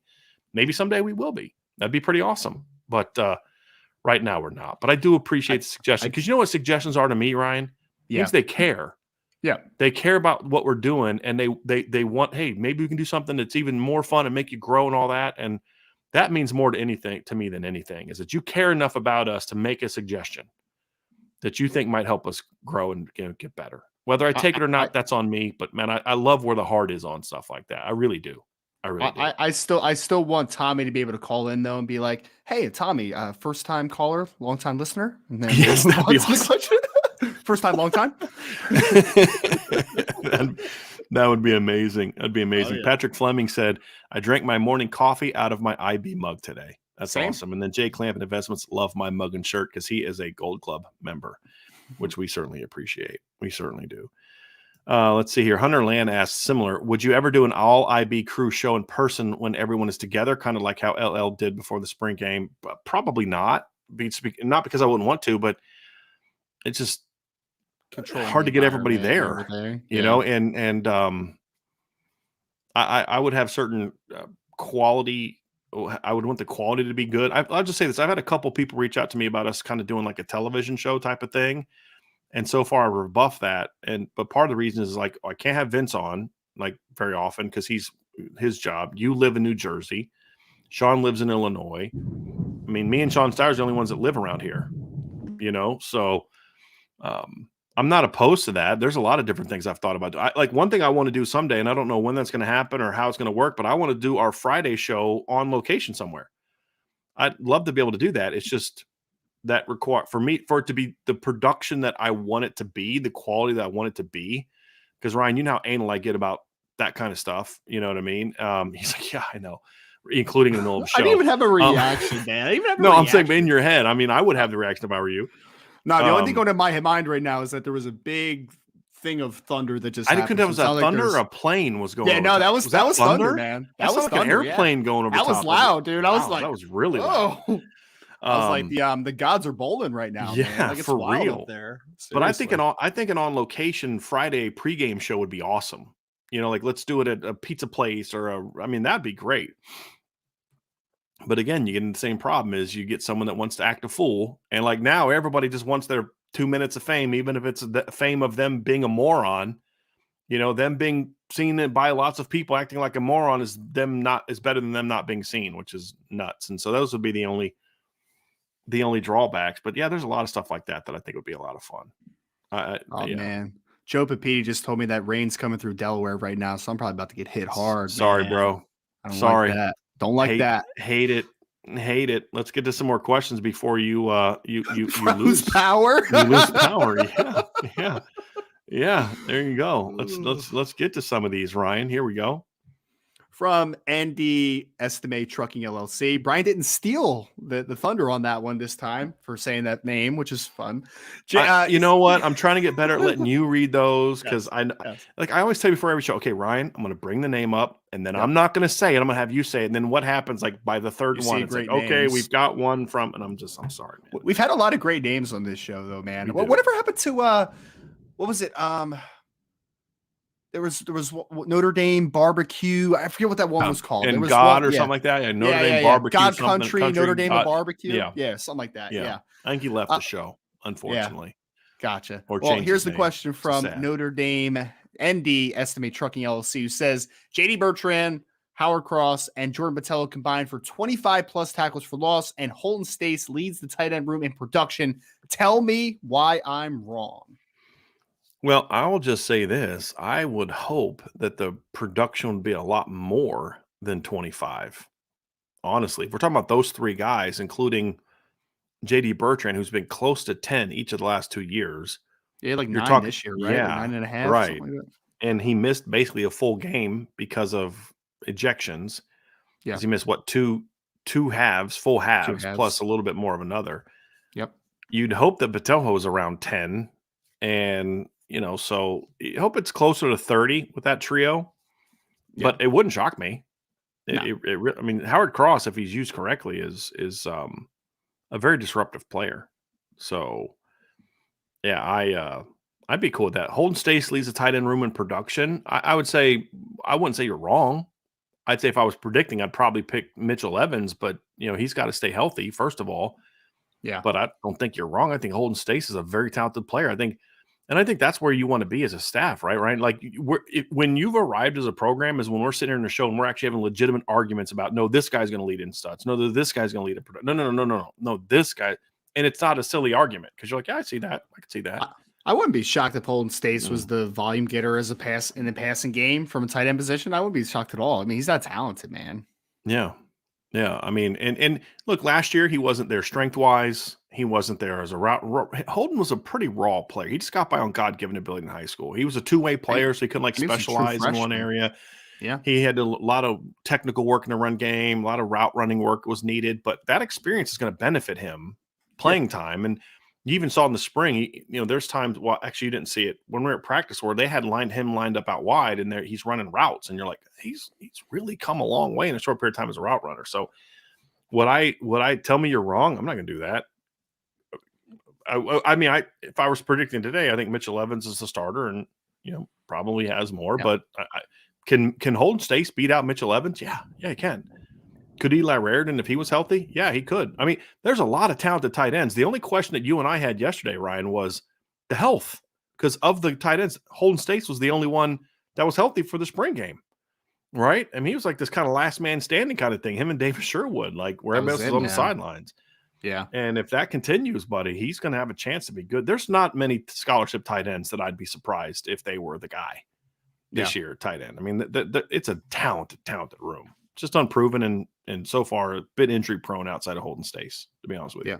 Breaking news. It sounds like the day after tomorrow outside right now, which is wild. So another good movie, by the way. Another good movie.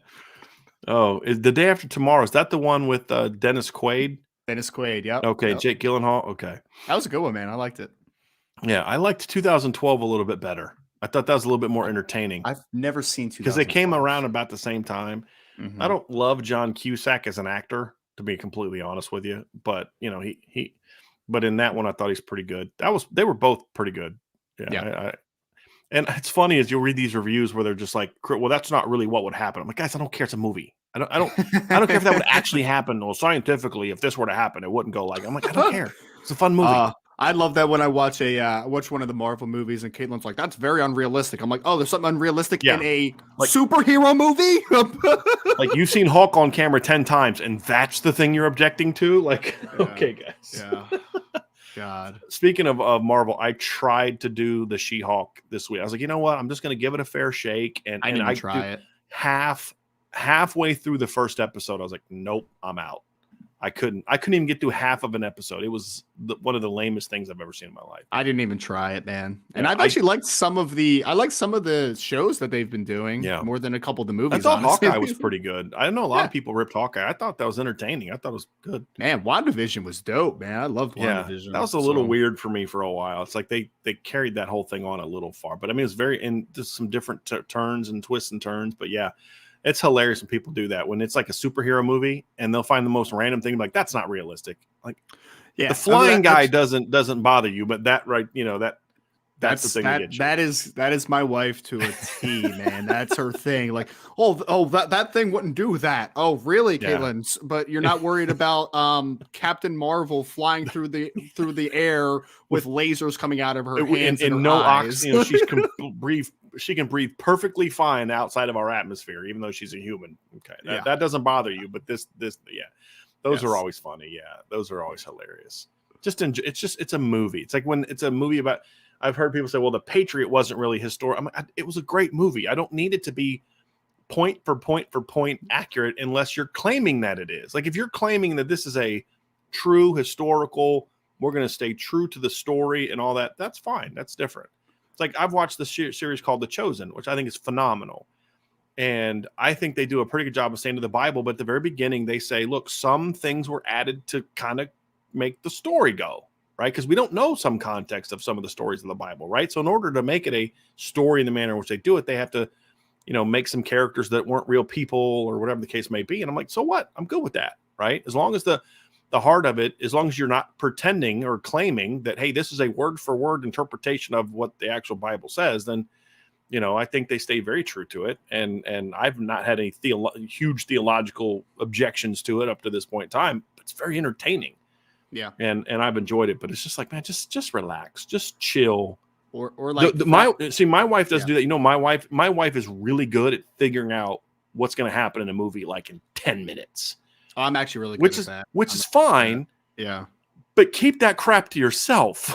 Right. What I mean? So it's like, well, now the rest of the movie's freaking more because she's so good at it. When she says it, I pretty much know that. All right, turn it off. That's it. I don't want to see it now. I don't know like, what the Oh, sure. Do you want me to tell you? I'm like, no, I don't want you to tell me. Like in 15 years of marriage, have I ever told you I want to know what's going to happen? I want to actually enjoy the movie. You need to tell Angela a story is rising action to the climax to the falling action. Don't ruin it in the rising action. Exactly. Come on. I know you're wicked smart and I know you've figured it out, but let me enjoy. She said, well, you haven't figured it out yet. So I'm not trying to figure it out. I'm trying to watch the movie.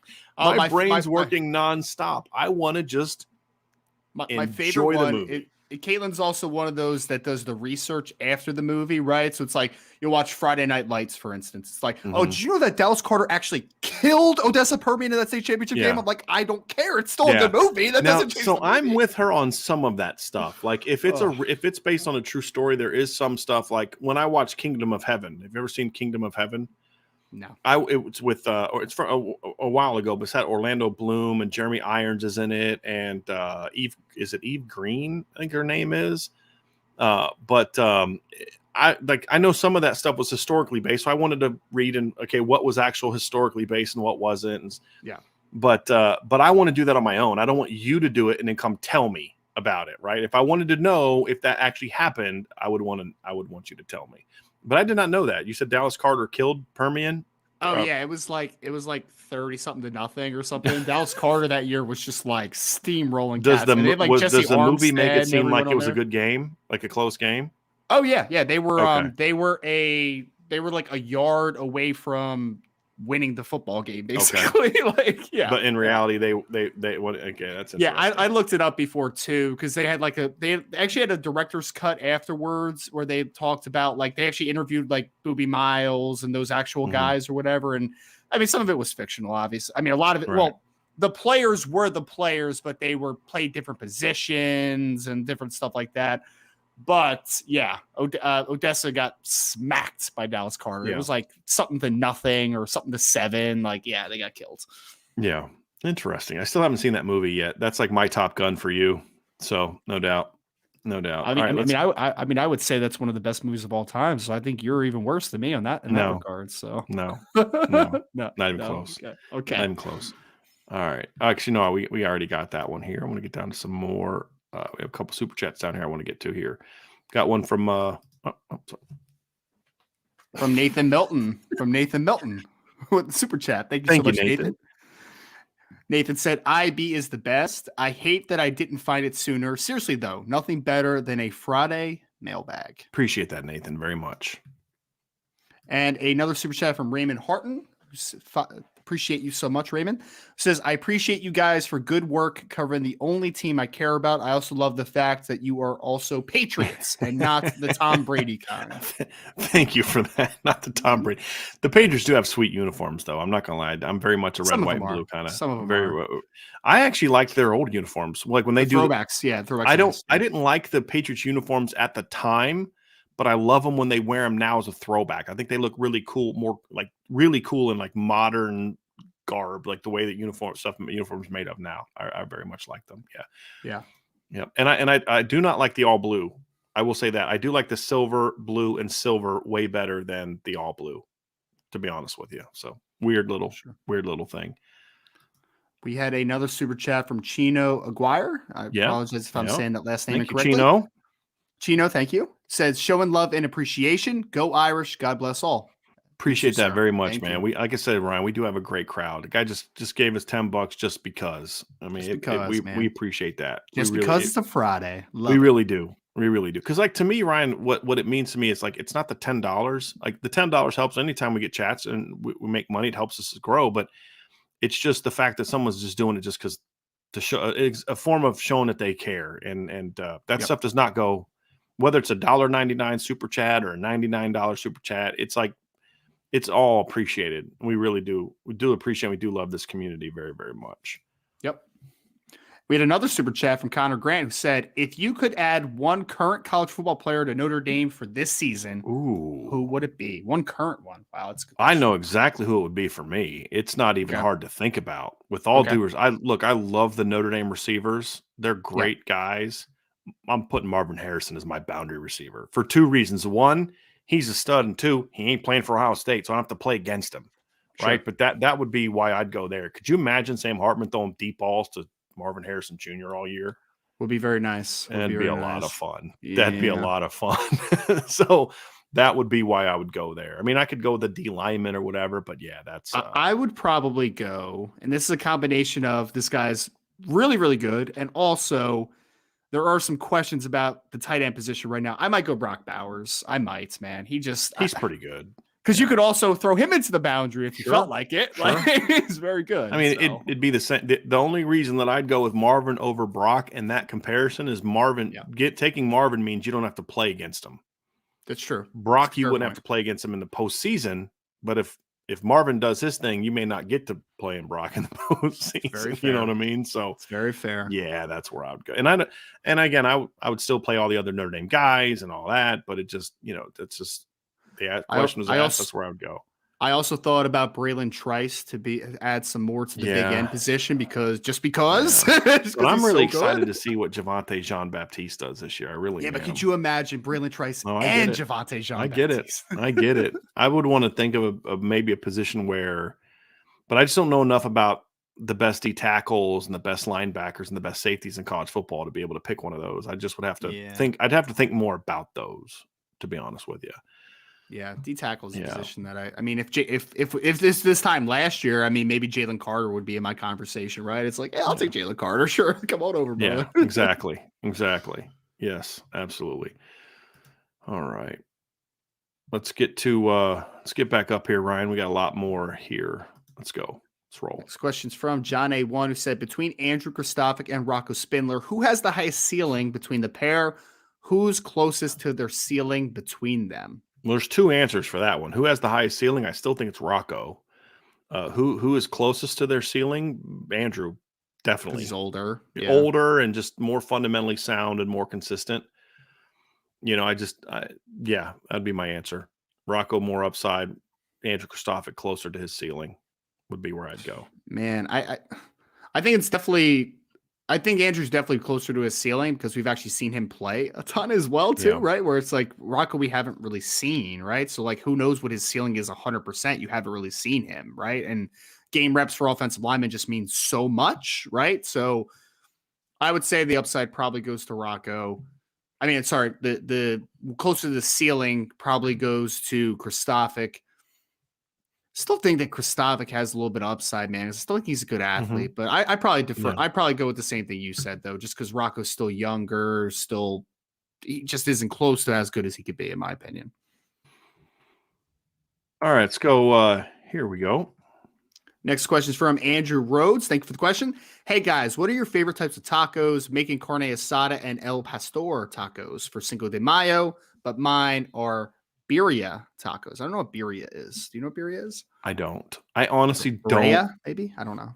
I don't honestly, Andrew. I don't know enough about different types of tacos. Like to me, I have an answer. Tacos. I've eaten very few tacos from anywhere other than Taco Bell or homemade tacos really? in my life. No, I mean, I grew up in Northwest Ohio. Where was I going to get See- actual Mexican food? See, man, I'm a little bit of a taco snob, man. Yeah, we'd go to a place called Banditos, but we'd go there on Sunday for breakfast. You know what I mean? Like, my wife was like, I remember we went on a cruise once a long time ago, and we stopped in Mexico. I think it was like Cabo or some place in Mexico, and I was like, I don't know what kind of food I like. I like Mexican, but it doesn't like me, and I didn't want to have that deal with that on a cruise. When I'm on a ship. And so I was like, I'll just get some tacos. I'm like, these are not tacos. I'm the American from Ohio, is telling them that these aren't. I mean, I didn't really tell them that because I wasn't that rude, but I'm like, these aren't real tacos. But like, those actually are real tacos. The stuff I get at Taco Bell are not real tacos. But yeah, I couldn't tell. I do love carne asada, but I've only ever had those in a burrito. I've never actually had those in a taco. Apparently, birria, or I don't know how you pronounce that. Apparently, it's goats. Someone said in the chat. So there you go. So mine is corn tortilla. I think goats are adorable, so I can't do it. Yes, can't corn tortilla, carne asada. I want a little chopped onion. I want cilantro. I want the lime. I'm good to go. A little bit of salsa in there, if you please. That's good as long as it's spicy. Then I am cooking, man. When you say corn tortilla, you talking about a hard shell or soft shell? Soft shell tortilla, always. Okay, always, I like flour tortillas best for soft shells. I like the corn tortillas for the hard shells. I like the flour tortillas for the soft shells. But yeah. Oh man, a good authentic corn tortilla is man, it's just good. Don't and you got to go with the onion, cilantro, lime combo. Yeah. Yes. I'm not a big lime guy if it's a dominant flavor, but my wife likes that kind of stuff. Sean Kelly asks, Ryan, when do the non-early enrollees get on campus? Also, when will spring practice officially begin? The spring practice is over. I think he meant summer practice. Gotcha. And so the players, I think the returners, I believe, are coming back around June 5th, and the freshmen usually come a couple days after that. Yep. Because there's like, summer school starts for veterans, and then the freshmen come later. And so it's that first week and 2 of June is when they'll show up, and then they start workouts pretty soon after that. So they'll have most of June and then all of July, most of July, there'll be like breaks, and then it's over, and then they'll go home for a week or two and then come back. But first week of June is when you can expect to start seeing people get back on campus. Yep.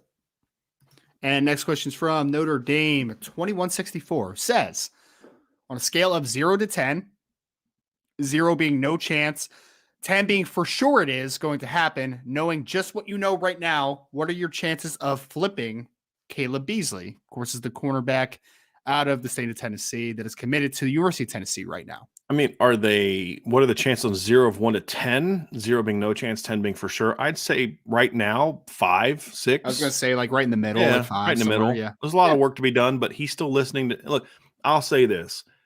If Caleb Beasley was committed to Notre Dame and had the relationship with Tennessee that he now has with Notre Dame, I'd be very nervous about him leaving the class and going to Tennessee. Yep. Right. And so, yeah, 5 or 6, which is enough to make you nervous if you're a Tennessee fan, but not enough to make you too excited yet if you're a Notre Dame fan. He has a good relationship with several of the commits in the class. Yep. He listens to Notre Dame. He has a high respect for the Notre Dame coaches. And he's been back on campus since he committed. Yes, correct. All the things that would concern the heck out of us if the roles were reversed. Yep. Absolutely. All right, Ryan, here we go. Let's get back on to some college football stuff. Ryan Schulte said, "Morning, fellas. It's afternoon, sir. Who do you have?" When he asked the question, it was still like in the 12s, I believe. True. So it might be depending where it is. And yeah, I gotcha. Yeah. Who do you have as Georgia and Alabama's toughest regular season opponent this year? I think Georgia's is Tennessee, but I'm torn between Texas and LSU for Alabama. Boy, I need to look at the schedule. Yeah, so I'll go ahead and go through it real quick, Ryan. I'll tell you, here's the Alabama schedule. They're home against Middle Tennessee, home against Texas, at South Florida, home against Ole Miss, at Mississippi State, at Texas A&M, home against Arkansas, home against Tennessee, home against LSU, at Kentucky, home against Chattanooga, at Auburn. I think their 2 toughest games this year are going to be Texas and LSU. Yeah, LSU's, because that's like a little bit of a revenge game for Alabama, right? But it's also – LSU should be a pretty good team this year, right? Yeah. So, I mean, that might be my pick. Well, and you know who's played Alabama really tough each of the last 2 years is Texas A&M. They have. I mean, really the last 3 years, I believe, because didn't they have a close game? No, I actually got that one wrong. They beat them pretty good in 2020, I believe. But in 2021, they went out and beat them. And remember, that was the year where that – there was like a lot of talk and, Jimbo had kind of run his mouth that off season. And you're like, man, boy, you don't want to do that. Alabama's going to smack you. And then they went out and lost. And then this year you're like, okay, it's revenge. He's going to be mad. And then look what happens. They barely won. Man. Now, again, there was no Bryce Young that game, right? Sure. I mean, that was the one game they didn't have Bryce Young, but still like, man. But so they play at A&M. That's always, or they play at A&M. So that'll make it interesting. But yeah, I'm very curious how much control he's going to give Bobby Petrino. To me, that's going to be the thing that determines how good Texas A&M this year. Is does he truly allow Bobby Petrino to run that offense? Because Bobby Petrino is not a good person.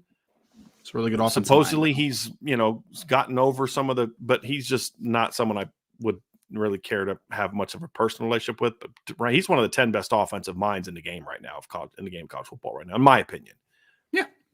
So he's a brilliant offensive mind, and he's a really good quarterback developer as well. I mean, and he saw something Lamar Jackson a lot of people didn't. Yeah. I mean, let's be honest about that, right? Like a lot of people would have looked at Lamar Jackson like, nah, I'm moving him somewhere else. And Petrino's like, no, I can make that guy quarterback. Yeah. And he didn't try to turn him into a read option guy either. I mean, he ran him a lot, but he also turned him into a guy that was back-to-back 3,000-yard passer. Yep. A lot of people wouldn't allow him to do that either. So, he's a great offensive mind. He really is. Yep. He really is. No doubt. All right. Let's get here we go. Here's one, Ryan. John A1 says, if all the tight ends are healthy in the fall, which 12 personnel set of tight ends have the most complementary skill sets? Well, I think Mitchell Evans and Holden Stace would be an incredibly complementary skill set. I mean, because you're looking at Mitchell, he's a 6'5 plus, 260-pound tight end that can play more in line. Holden Stace is a little bit more of that move tight end. You can put him in the slot at times. You can motion him across the formation. You can do a lot of different things. I will say this. I mean, if we're talking about everyone healthy, Eli Raridan could assume similar roles to that as well. And he also brings a little bit more length to the equation. But I would say of what we know right now, I think Mitchell Evans and Holden Stace would be a really complementary skill set. Yeah, Ryan, I think you take either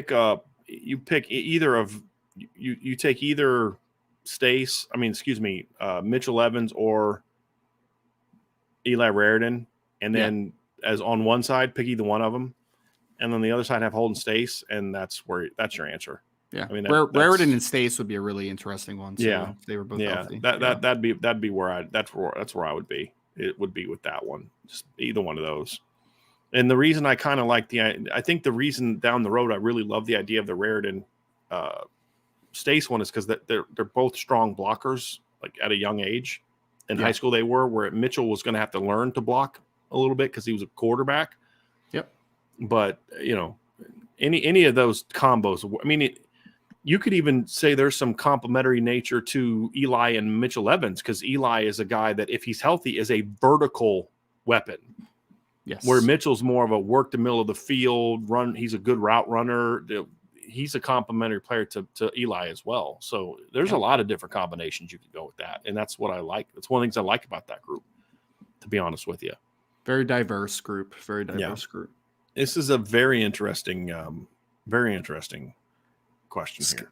Scott L says, are there any actions alums or other fans can take which will help improve Notre Dame football? Petition to run off Palace, joking, pressure administration to upgrade mental health care, and training table for a team. I think it's all of it. Number one is, just it kind of comes down to my overarching problem with Notre Dame football, Ryan, is there's too many people that are just okay being good and just don't want to rock the boat. And you get people complaining, oh, you're too hard on the administration. Well, why shouldn't I be? I mean, have you just given up on being good again? There's so many people that have just bought the whole, well, Notre Dame can't win anymore. And I just reject that. I fundamentally reject that in so many reasons. But to me, it's just about stop looking at the football team as something that you're somehow somewhat quasi behind the scenes ashamed of, is really what it comes down to. And start treating your football team like you treat every other part of supposedly every other part of your campus, right? So if you're going to say, well, we really value being the best academic school we can be, and we're going to commit the resources to that, when our endowment's this, and we're building this new building, and we hire this professor, and we do all these kind of things, right? Then why shouldn't you treat your sports programs like that? I just think if you're going to, and this is why the Ivy Leagues disgust me, right? Like, you only have sports basically because they're money makers. You act like you're too high and mighty. If you're going to be an institution of excellence, then you should strive for excellence in everything that you do. You should be the best at everything. What's wrong with that? Why not going to have the best dorms? Why? You have the best students. Why shouldn't you be doing things to make sure that their lives are more convenient and better, more conducive to good learning environments, or whatever the case may be? That's silly. That's dumb. I don't know what that comes from, but that's dumb. And if you're someone who says we strive for excellence, we're about Notre Dame being the best that it can be. Well, why aren't you willing? Why are you so ashamed of having a coaching staff that's the highest paid in college football? Because if you wanted it, you could have it. If Notre Dame wanted to have a top 5 paid coaching staff, trust me, I know enough people that would be the ones paying for that. Believe me, they'd have no problem raising the money to pay the coaches more. But here's a problem. For example, my understanding is, and I could be wrong, and a friend of mine who is going to tell me if I'm wrong, but a lot of people that I talk to who are donors have said, when I give money to something, or even something is like endowing a position, I can't guarantee that all that money is actually going to go to that, because they have the right to take that money and put it somewhere else. That's what the people that give the money believe. Now, maybe someone in the endowment can tell me that I'm wrong, but that's the perception that people that give money believe. They can somewhat direct it there to a degree, but the school can decide that they're going to take other things because they have a budget. This is what our budget is. We're going to spend this much on coaches. And so if people give us money for coaches beyond what we've said as our budget, then we're just going to take that money and use it for something else. As opposed to saying, hey, look, we need to make sure we have the highest, the top 5. We should always have a top 5 highest paid coaching staff. I'm not talking about the head coach. I'm talking about the assistant coaches. And say, hey, we need to make sure that we're not going to keep up with Alabama and Georgia when it comes to, we're going to have these ridiculously stupid, unnecessarily gaudy sports facilities. Okay, fine, whatever. I don't care about that. We're not going to use NIL for enticement. Cool, I'm with you on that. I'm support that. But that's fine. But everything that we talk about, you and I talk about with the administration, is always pro player. Don't tell me you're pro student athlete. Don't tell me you're pro player. Don't tell me you support students doing this, this, and this. You should have the absolute best NIL program possible for your current players. So you don't want to give it to athletes, to recruits? Fine. I support that. But Why is the person that I believe, from what I've been told by people that the parents and stuff, the person that's, and I don't want to say it, the name, because I'm not 100% sure that this is the case, but the person that I've been told is the front person for NIL inside the sports program. It's an absolute freaking joke that person is in charge of that. An absolute freaking joke. It tells me you're not actually serious about this. You're not.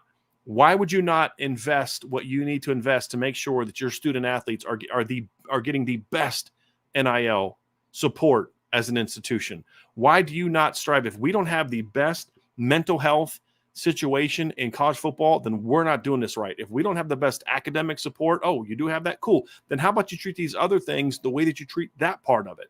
Why is it wrong to say, hey, look, we're going to make sure that our support staff in football is as good and as well compensated as anybody in college football? What's the problem with that? Doesn't that help your players? Isn't that, at the end of the day, if I have a top 5 nutrition program, a top 5 support staff, a top 5 training staff, a top 5 coaching staff, and all those other things, and I have and I'm always making sure that my facilities are up to date, who is the most aided by that, Brian? Who benefits the most from all of that? It's the players. Right. So what are you against? Players. Oh, I'm against doing everything that we can do to make sure that our players have the best opportunities available. Are you freaking kidding me? Are you kidding me? And it's getting out of that mindset. So if there was any people that could petition, that had any sway to say, hey, I don't understand why you have this absurd, well, we're an academic institution, then get rid of sports. Just get rid of sports altogether. If you're going to be like Ivy League, for the love of God, just get rid of sports.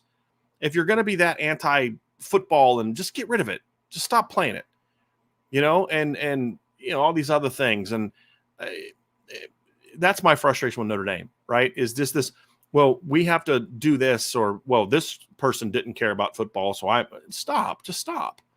Right? Okay. Because the reality is you're not going to get 80,000 people to pay what they pay and buy drinks and parking to go watch a Quiz Bowl team perform inside the stadium, or to watch a bunch of kids take a math test or science test. That doesn't mean those kids aren't incredibly valuable, because those kids someday are going to be the ones giving back to pay for the football program, because they love their institution and they love the football program.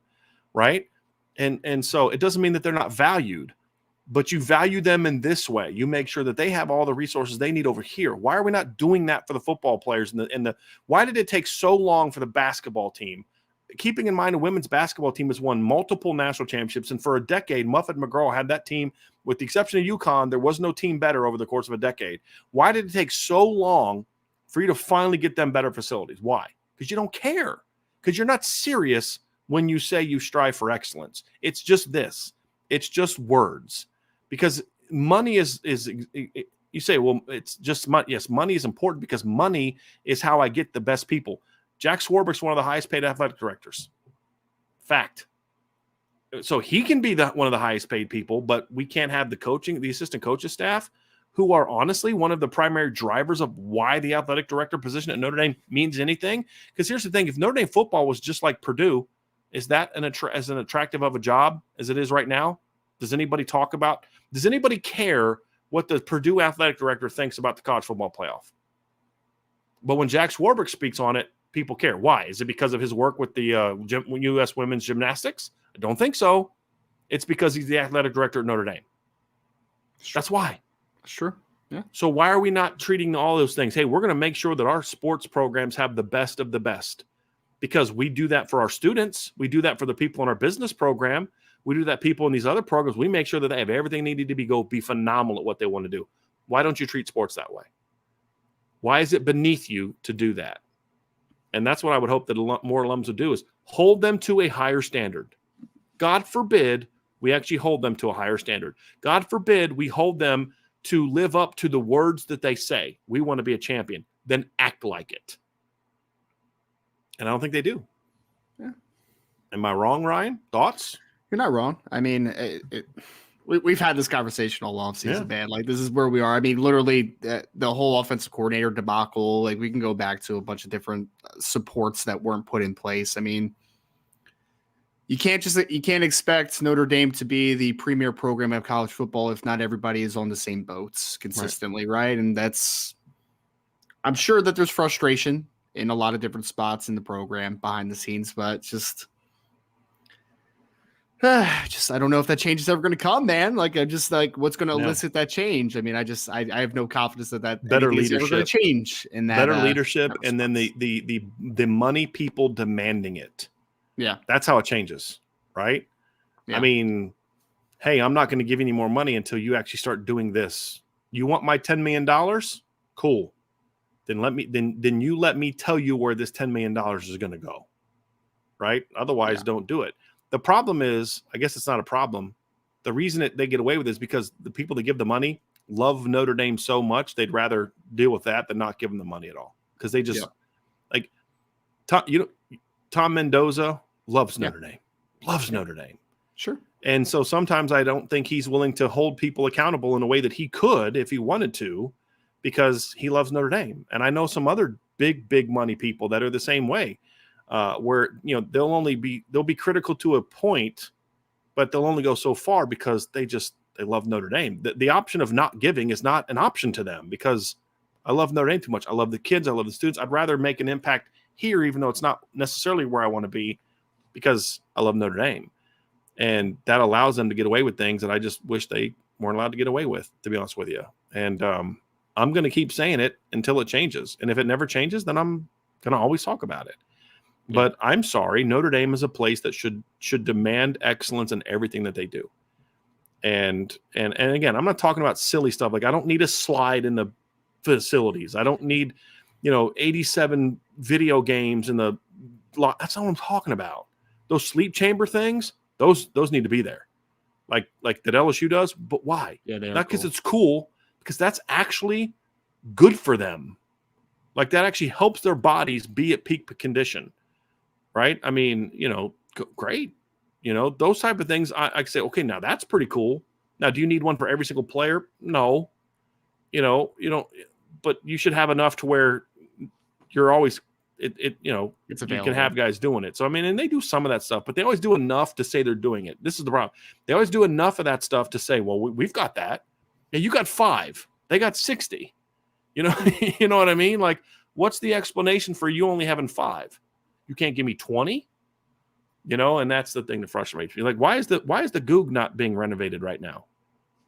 What, you're telling me you haven't been able to raise $50 million? It's not because it's not a priority for you. It's this. A lot of people have been asking that question. Yeah, it's a verbal priority. Yeah. It's not an actual priority. So that's people know. Like, if I want to get Coach D fired up, or I want to get Brian fired up, they know that to start asking about the administration, because that's definitely gonna get me fired up. There's no doubt about that. All right, let's go up here, Ryan. We got one from John A1. John says, in my opinion, to win or compete for a championship, Sam Hartman will have to elevate the passing game and put the wide receivers and tight ends on his shoulders. The run game is what will lighten the load for him overall. Second part. Here we go. On offense, can Sam Hartman elevate the pass game to a championship level at Notre Dame? How much is on Jared Parker to aid him in doing that? Well, there's definitely something on Jared Parker. I mean, look, the job of the job of an assistant coach is to put your players in the best position to be successful. Yep. And so, making sure that the game plan is geared towards Sam's strengths, making sure that you're coaching him in a way that allows him to play disciplined football, but also play loose football. Those are all parts of coaching. And then it's up to Sam to go make the plays. Does Sam Hartman have the ability to elevate those around him? I would say, yeah, absolutely. I think he's proven that. So. I think he's proven that at Wake Forest. And I look at one of the things that I like that Pro Football Focus does, because there's a lot of things they do that I don't like, but one of the things they do that I do like is they have a wins above replacement type of thing, right? He led college football last year. I mean, there was nobody that they viewed as more impactful to that team winning more games than they should have than Sam Hartman. And I think that's accurate. He won't have to be that guy that carries them every single week to victory. Like we said before, he won't have to throw for 400 yards and 5 touchdowns and still have to worry about losing like he did in Wake Forest. I've pointed that out. It's not hyperbole. We've pointed that out. They've scored over 50 points twice and over 34 points last year, and he threw for over 300 yards and had 4 touchdowns against North Carolina last year, and they lost. He led Wake Forest to 50 points in each of the 2 previous years against North Carolina, and they lost. It's not a problem at Notre Dame. It's not a problem against anybody they play. And so, but there will be times, Ryan, where he's going to have to elevate the people around him. Yep. And he's going to have to do that, show they can do that when it matters a little bit more than it did at Wake Forest. But I think he's capable of it. And it's up to the coaches to make sure he has all the resources and tools that he needs, and the system is built in a way that allows him to maximize his potential. So very good question, John. But I think he has the ability to do it. Now, is he going to do it the same way that Caleb Williams does it, Ryan? No. The same way that Drake May does it? No. He's going to be, we said this earlier. Mac Jones and Sam Hartman are different players in a lot of ways, but in this regard, they're very similar. They're going to elevate people around them with their mind and their arm, where Caleb Williams can do that as well, but then he also has the leg ability to do it. Drake May has the leg ability to do it. There's lots of different ways to be great. Dan Marino could carry a franchise with his arm. John Elway could do it with everything. It's different. Joe Montana could do it with more of his mind and his arm, where Steve Young did it more with his legs as well. There's different ways to be great. You just got to be able to play to your strengths and then lift the people around you. And I think that's where you'll see, how can a quarterback who's not a dynamic athlete lift to make everyone around him better? Go watch Mac Jones in 2020. Not just what he did with Devontae Smith, but look what he did with Slade Bolden and John Mechie. And go look at guys like that. Go look at Tom Brady. There's a way to do it where you're not a run around all day, John Elway, Michael Vick, Randall Cunningham type of guy. And that's what Sam Hartman can do, in my opinion. Yeah, and I think it really comes down to the support around him. I mean, to your point, Brian, right? Like the Wake Forest support was not amazing. I mean, there were some good players, like there always are on every team. But, I mean, as long as Chancey Stuckey has his room at a high level here, as long as Gino Guidugli and Jared Parker have a strong plan in place, and as long as they dial it up, man, there's going to be opportunities, I think. And so, yeah, to John, to your question, I think that he can elevate. Of course, we haven't seen it in Notre Dame uniform yet, but I'm very hopeful for what he can accomplish at Notre Dame. There's no doubt. Yeah. Here's an interesting one, Ryan. I'm going to read this because I want to get your immediate response, because you're a defensive guy. So I think this might be interesting. Irish Blooded asks, more fun to watch, a lights out defense or an unstoppable air raid? Oh, I mean, for me, it's a defense. And I mean, I wouldn't even say air raid, Irish Blooded. Like, I think that for me, a great offense is like, kind of like poetry in motion. Like, it's beautiful to watch, right? Like everything works off of one another and it's really cool. But I love a fast, aggressive defense that is just lights out and just kind of, because I think you can just admire just how much athleticism is on the field for a defense, making a guy spill to the outside. Then here comes, some angles of pursuit to the perimeter. Here's a corner that has to, play outside contain and make sure that there's nothing that has to get funneled back inside. I feel like it just plays off of one another just at such a high level to great defenses. So, I mean, I would go defense, but again, I am biased, but I just think that there's something just truly chaotic and wonderful about a defense working together and just spilling guys to different spots. And you're just like, oh, that guy has no place to go here, man. Like, not a single spot to go. You're going to be surprised by my answer. I aesthetically enjoy a wonderful offense. A really well-coached, schemed, executed offense is a thing of beauty. It's like watching a fast break in basketball, man. It is just, that was a thing of beauty. But if we're talking about over the course of a game, football is still a physical game. And to me, the two things that I enjoy the most watching on football is a phenomenal physical ground attack and a lights out defense, because you can't be a lights out defense just on scheme. You, at some point in time, you got to be able to just beat the other team up. Yeah. And just beat them up. And that's what's so good about Georgia's 2022 defense is they just could beat you down. They had talent and scheme and all, but they were just physically, I'm going to destroy you today. Sorry, but it's happening. And there's nothing you can do about it. Like what Notre Dame did to Clemson this year with their ground game was beautiful. Now, I would like to be able to see that and throw for 250 yards, but just that by itself was a thing of beauty. But I felt like that's what Georgia's front seven did every game to people. And that's a fun thing to watch, man. When those all 11 are, because there's a level to defense that's also sort of it's an orchestra, man. It's got a timed right, and this guy's got to be here, and you got to be assignment correct. But at the end of the day, what does every great defense have in common, Ryan? They're physical. Yeah. Have you ever seen a great defense that wasn't physical? I see a lot, and this is what, to his specific question, an unstoppable air raid to me is not something that I'm overly attracted to. It's just there's no physicality to it. It's just, sure, I can appreciate it and respect the genius behind it, but it's nothing physical about it. There's nothing that to me that just impresses me about it. I've never seen a great defense that wasn't physical. And that's to me ultimately what football is all about. That's why I hate the rules in the NFL. I mean, as an offensive guy, you'd think I'd love the NFL. It's passing and scoring, and I hate it because at the end of the day, what do we have pads on for? Football is still a game that's meant to be physical. And when you can be great and schemed and fundamentally sound and all that, but still also just I'm gonna beat you and I'm gonna pound you and I'm going to physically dominate you and you're gonna try to stop me and just know that there's nothing you can do about it. It's like one of the questions we had. I'm gonna bring it up now because it actually kind of fits in with this. Where is the question? It's the question about our favorite movies of the 80s, right? What is your favorite movie of the 80s? Here we go from Brian. Guys, favorite 80s movie. My favorite 80s movie is Harlem Nights. You ever seen that, Ryan? Yep. With Richard Pryor, Eddie Murphy, Red Five, just an all-star cast of guys. But there's that scene where the heavyweight champion's getting ready to go in there against that dude, and he's like, he starts stuttering. He's like, "Don't take this whooping personally." Like, to me, that's like what a great defense does. Like, hey, guys, just don't take this butt whooping personally because it's going to happen, and there's nothing you can do about it. And it ain't personal. It's just me being me. And that's what a great defense is. And to me, that's my favorite thing in football to watch. It's just a great dominant defense. That's great because they play the game the right way. Like basketball, it's different. I hate great defense in basketball because usually great defense in basketball is physical. And basketball to me is not meant to be the worst era of basketball was the late 80s, early 90s when the Pistons were dominant. I hated basketball then because it's like, that's not basketball. That's like football without pads. That's not basketball. Oh, come on, man. Give Bill Lambier some credit, man. That's a joke. I know he's a Notre Dame guy, but screw it. Not every alum's great, and he wasn't. But that's not basketball. Like 80s basketball was physical, but it was still an art. It was an art form. You'd watch the Lakers and Celtics go on fast breaks against each other, and the ball might hit the ground once.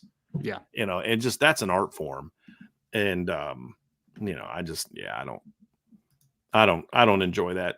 But I still love the physicality of football. I do. I really do. Yep. All right. Here we go, Ryan. Let's get to some more here. We got a bunch. Let's get to some more. We had one about the offer here. Here we go. Here's one from Bailey Brad. Bailey Brad said, have you had a chance to check out the cornerback out of Ben Davis, Mark Zachary they just offered? I haven't seen him quite yet. I have, yeah. Brad, but I'm gonna take a look.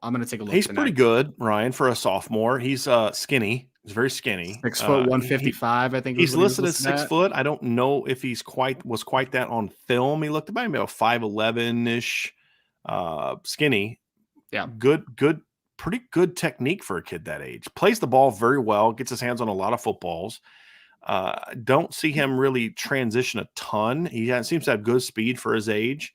There's a lot to like there. I like what I see. Now, am I ready to take a commitment from him right now? Probably not. I'd have to watch a little bit more film before I'd be willing to say that. But there's some good initial stuff, Ryan. And for a little guy, he plays a pretty physical style of coverage for a skinny kid that's only about $165. But I like it. There's some stuff to like. There's definitely some stuff to like. Now, again, Bailey Brad, I haven't studied all of his film. I watched about a minute and a half of his highlights. So keep that in mind. It's basically about a minute and a half of highlights. There's definitely some stuff that I saw. But here's the deal, guys. If you can't get impressed by somebody after a minute and a half of highlights, he's probably not a guy that you want. You don't need to then go watch game film, right? I've always said this. When I was recruiting, the first thing I would watch is highlights. Well, why would you do that? Because if I can't get excited about you from your highlights, then why do I need to waste time watching your game film? Yeah. You know what I mean? The very best of you. It's supposed to be the very best of you. It helps me weed out some other film that I'm not going to waste my time watching this kid. If your highlights don't impress me, then your game film is not going to impress me. Now, that's not necessarily true from linemen. I'm talking like skill players, linebackers, guys like that. If your highlights aren't impressive, then why should I spend the next 5 hours breaking down all your film? So I'll pass. Yep. Hard pass. Okay. Let's get to some more here, Ryan. Let's go here. Here's an interesting non-football one from Ryan Schulte. Ryan Schulte says, fun one. My students have been asking this question. Need you two to be the final say. Who you got in a fight, a gorilla or a grizzly bear?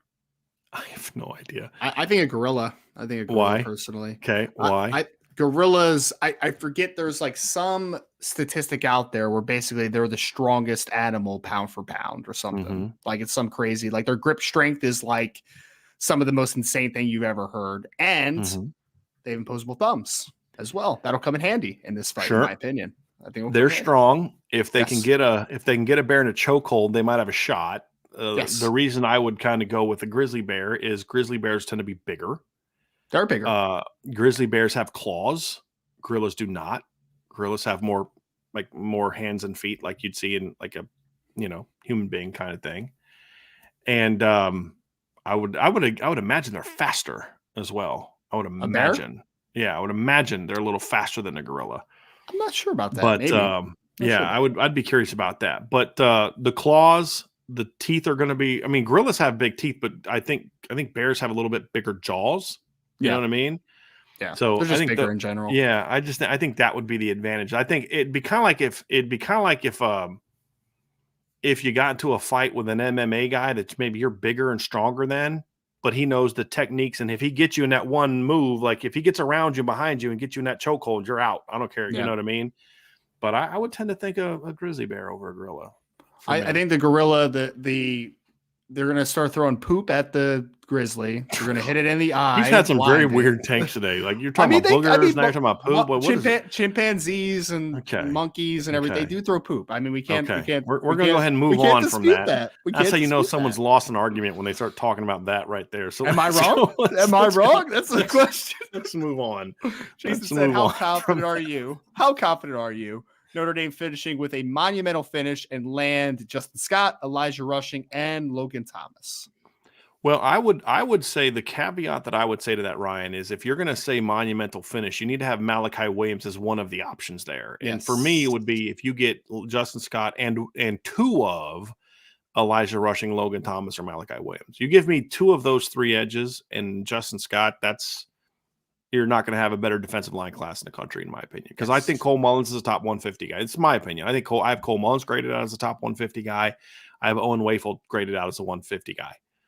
I think the one Ryan will probably agree with me on is the Owen Wafel one. I think that's definitely one you and I are on the same page on. Yep. I've said this about Elijah Rushing, and Elijah Rushing is one of the best ends in the class, if not the best edge in the class. And I don't know if there's a defensive lineman in the country with a higher ceiling than Malachi Williams. I don't. And we're talking about Penn State earlier. This is the kind of kid Penn State gets all the time. And I hate it. I want some of those guys to start coming to Notre Dame. And Logan Thomas, to me, especially, I've seen some of the winter workouts he's had, Ryan. He's starting to fill out that frame a little bit. He's really long. Those three are all gap closers to me. And I've come around a little bit on Logan Thomas, sophomore film. I didn't love his sophomore film. Junior film's better. And then you see some of the camp stuff and I start to really get excited about his potential. But I mean, how confident are we that they can do it though? That's the question. It's possible. I mean, a matter of fact, at this point in time, of those four, I'll be surprised if they don't get two of them. I was going to say, I feel pretty good about them getting 2 out of 4. Right. But, I mean, 3 out of 4 gets a little dicey at that point. Right. But yeah. That'll be tougher. Yeah. But, I mean, to me, I think 2 of those 4 are certainly possible. And I'd be actually a little surprised if they don't get 2 of those 4. I think they're in a really good position with Logan Thomas. And I still think they lead for Justin Scott. Now, again, we got to see what happens come decision time, and then we got to see what happens on signing day, and I get all that. But I think right now they're the team to beat for both of those guys, in my opinion. If they get 3 out of 4, though, the guys we're talking about, then that is the best Notre Dame defensive line haul in since a few years. I mean, you'd have to go back to the Lou Holtzer. I mean, it's better than the 2011 class, no question, because now you've got dominance inside and outside. Because here's the thing: if you give me 2 of those 3, I would argue that edge class can match is in the conversation of the 2011 edge class of Aaron Lynch, Stephon Tuitt, and Ishaq Williams. Rushing or Williams, Logan Thomas, Cole Mullins, and Bryce Young, that foursome is in the conversation.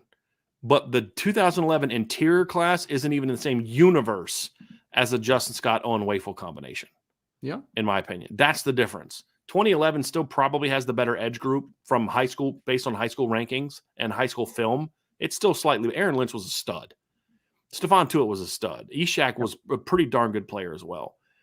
But this group can at least be in the conversation with that edge group, Ryan. Would you agree with that? Yes. It's at least in the conversation if they get two of those definitely three upside. guys. Definitely upside Right. wise. Like, it's insane, yeah. But it's the combination of the inside out that would make that the best D-line class in a long, long time. And I would argue that if they just get Scott and Thomas, this is one of your better D-line classes in a while. Because, again, same thing with the 2011 group. The interior is significantly better than the interior. I mean, it was Chase Hounsell and Tony Springman and guys like that. Solid the players, edge class, yeah. exactly. Depth players. Whereas now you're getting 2 starters and a potential star inside, and you've got a lot of talent on the edge as well. You're starting to get into that conversation. But Justin Scott's the key. Justin Scott is the best interior defensive lineman Notre Dame would sign since. I mean, Sheldon Day was pretty good, I would say. And he's going to be ranked higher than Sheldon Day. Sheldon Day was a better high school football player than Justin Scott was. Justin Scott's the better prospect because of the size, but Sheldon Day was pretty freaking good. He'd be the best one since Sheldon Day. Yeah. You could argue he's better than Sheldon Day from an upside standpoint, and you'd be 100% correct. Sheldon Day was a heck of a high school football player and a pretty darn good top 50-ish caliber prospect, in my opinion. And when he was healthy at the end of his career, he was pretty darn good. Oh, Sheldon Day was really good at the end of his career. Yeah. 15 and a half tackles for losses last year. It's pretty, and not a lot of sacks. That's what I loved about him. I mean, and what I loved about him too is you could tell in games when he was just kind of saying, F it, I'm going to do what I want to do. Like, I mean, that's what you had to do sometimes playing for Brian Van Gorder. There'd be games where you just knew Sheldon Day didn't do what he was supposed to do, but he knew what was coming, and he was just like, I swear to you, Ryan, I watched and started laughing because you'd see the whole D line slanting one way, and then Sheldon would slant the opposite way, and he'd get in the backfield and make the stop because it's like he had studied film, he knew what was coming, and he knew the call was stupid, and so he would just kind of go do his own thing and make a tackle for loss, and then there's nothing you could say to him at that point in time. You could just tell he was freelancing because he thought the call was dumb. That's just my opinion, but it seemed so obvious on film that he was doing his own thing. And you kind of had to. Normally I'm against that, but when you're as bad as Brian Van Gorder was, it's kind of like, I kind of get it. I get it because this is a terrible call and it's not going to work. And so I'm going to go make a play. And it's one of the things I loved about Sheldon Day. Sheldon lasted a while in the NFL too for an undersized guy as well. So yep, he did. Here's one. Here, let's go, Ryan. Irish Blooded said, since Michigan has beat Ohio State in the last 2 straight, why aren't they the bellwether standard as the best Midwest team now? Well, I don't think, because here's why, in my opinion, Ryan, because their claim to fame is still just beating Ohio State. That's it, right? And that's great. I mean, something they hadn't done in a long time, but that's it. That's your claim to fame. What have you done in the offseason? I mean, in the non-conference schedule, excuse me. What have you done in the non-conference schedule? I'm supposed to respect the fact that you went out and beat UConn and Hawaii and Colorado State this year. I'm supposed to respect that because you know what Ohio State did last year? They wouldn't beat Notre Dame because they're actually not unwilling to play good teams now. And that's what's so funny about when Michigan fans talk about Notre Dame ducked Ohio State or ducked Michigan. I'm like, first of all, shut up. Second of all, have you seen your non-conference schedule lately? So maybe you might want to pipe down a little bit before you start talking to me about non-conference schedule. And then they've gone to the postseason and they've gotten beat. They got beat by TCU and got blown up by Georgia last year, where Ohio State can still point to, hey, we have non-conference wins over Oklahoma. We have a non-conference win over Notre Dame. We beat Clemson in the playoff game we blew out Clemson in a playoff game a couple of years ago. We took Clemson down to the wire in 2019. And here's a crazy thought. We have won a national championship in the last 30 years. They've also been a more consistent team for a longer amount of time. And then also, I mean, you're talking about the standard. The standard also includes stuff like recruiting, right? And Ohio State is a better recruiting team than Michigan historically. I know Michigan has the number 1 class right now. But Ryan, what's Michigan's big claim to fame for a big victory in the last decade besides beating Ohio State? I mean, again, that's really good, but you get a crack at them every year. You're bound to do it a couple times. Where Ohio State, as I said, here's who Ohio State's beaten in the last 10 years. Alabama, Clemson, Oklahoma, Notre Dame, and Oregon, USC, Utah, Washington, who, obviously Michigan beating a bad Utah in the regular season. Like, they've beaten a lot of good teams. Who's Michigan beaten outside of Ohio State and Penn State, right? That's my whole point. And so that's why you're still. And here's a crazy notion: Ohio State actually has a playoff era national championship. Michigan has a half a national championship since the end of World War II, a half of one. That's it. Yeah. Right. So yeah, that's why they're still the standard bearer. Now, Michigan can become that if they not only beat Ohio State, but now do something in the postseason. So, but that's also true for Notre Dame. That's why Notre Dame, what have we always said? If before Notre Dame can become the national champs, they've got to become the best team in the Midwest. Yes. Well, now you got a chance to do that. But if all you do is beat Ohio State, all you are is, okay, you beat them once, but you didn't build on that.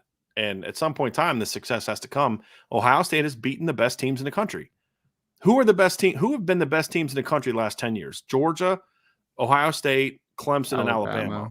Yeah. Well, they've never played Georgia, or they played Georgia once and they lost by a point in a great game. Georgia smacked Michigan the year before. They've beaten Alabama. They've beaten Clemson. Right? What has Michigan done in that time besides beat them? Right? They haven't won those big games.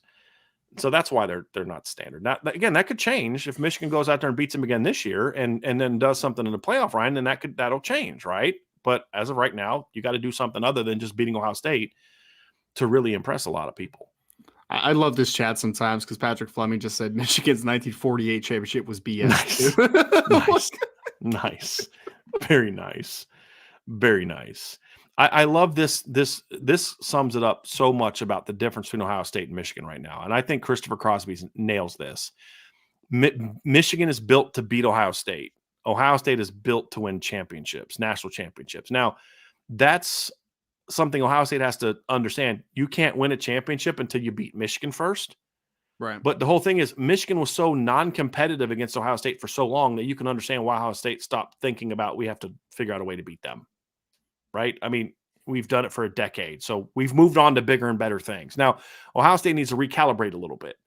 But Michigan's whole goal was finding a way to build your team to beat Ohio State. And they did it. Right? Now Ohio State has to recalibrate and beat Michigan again, and then they get back to grown folk stuff like win a national championship, right? And that's kind of where they're at. So that's kind of where I'm at on that one. All right, let's get to some more here, Ryan. Here we go. This is an interesting one.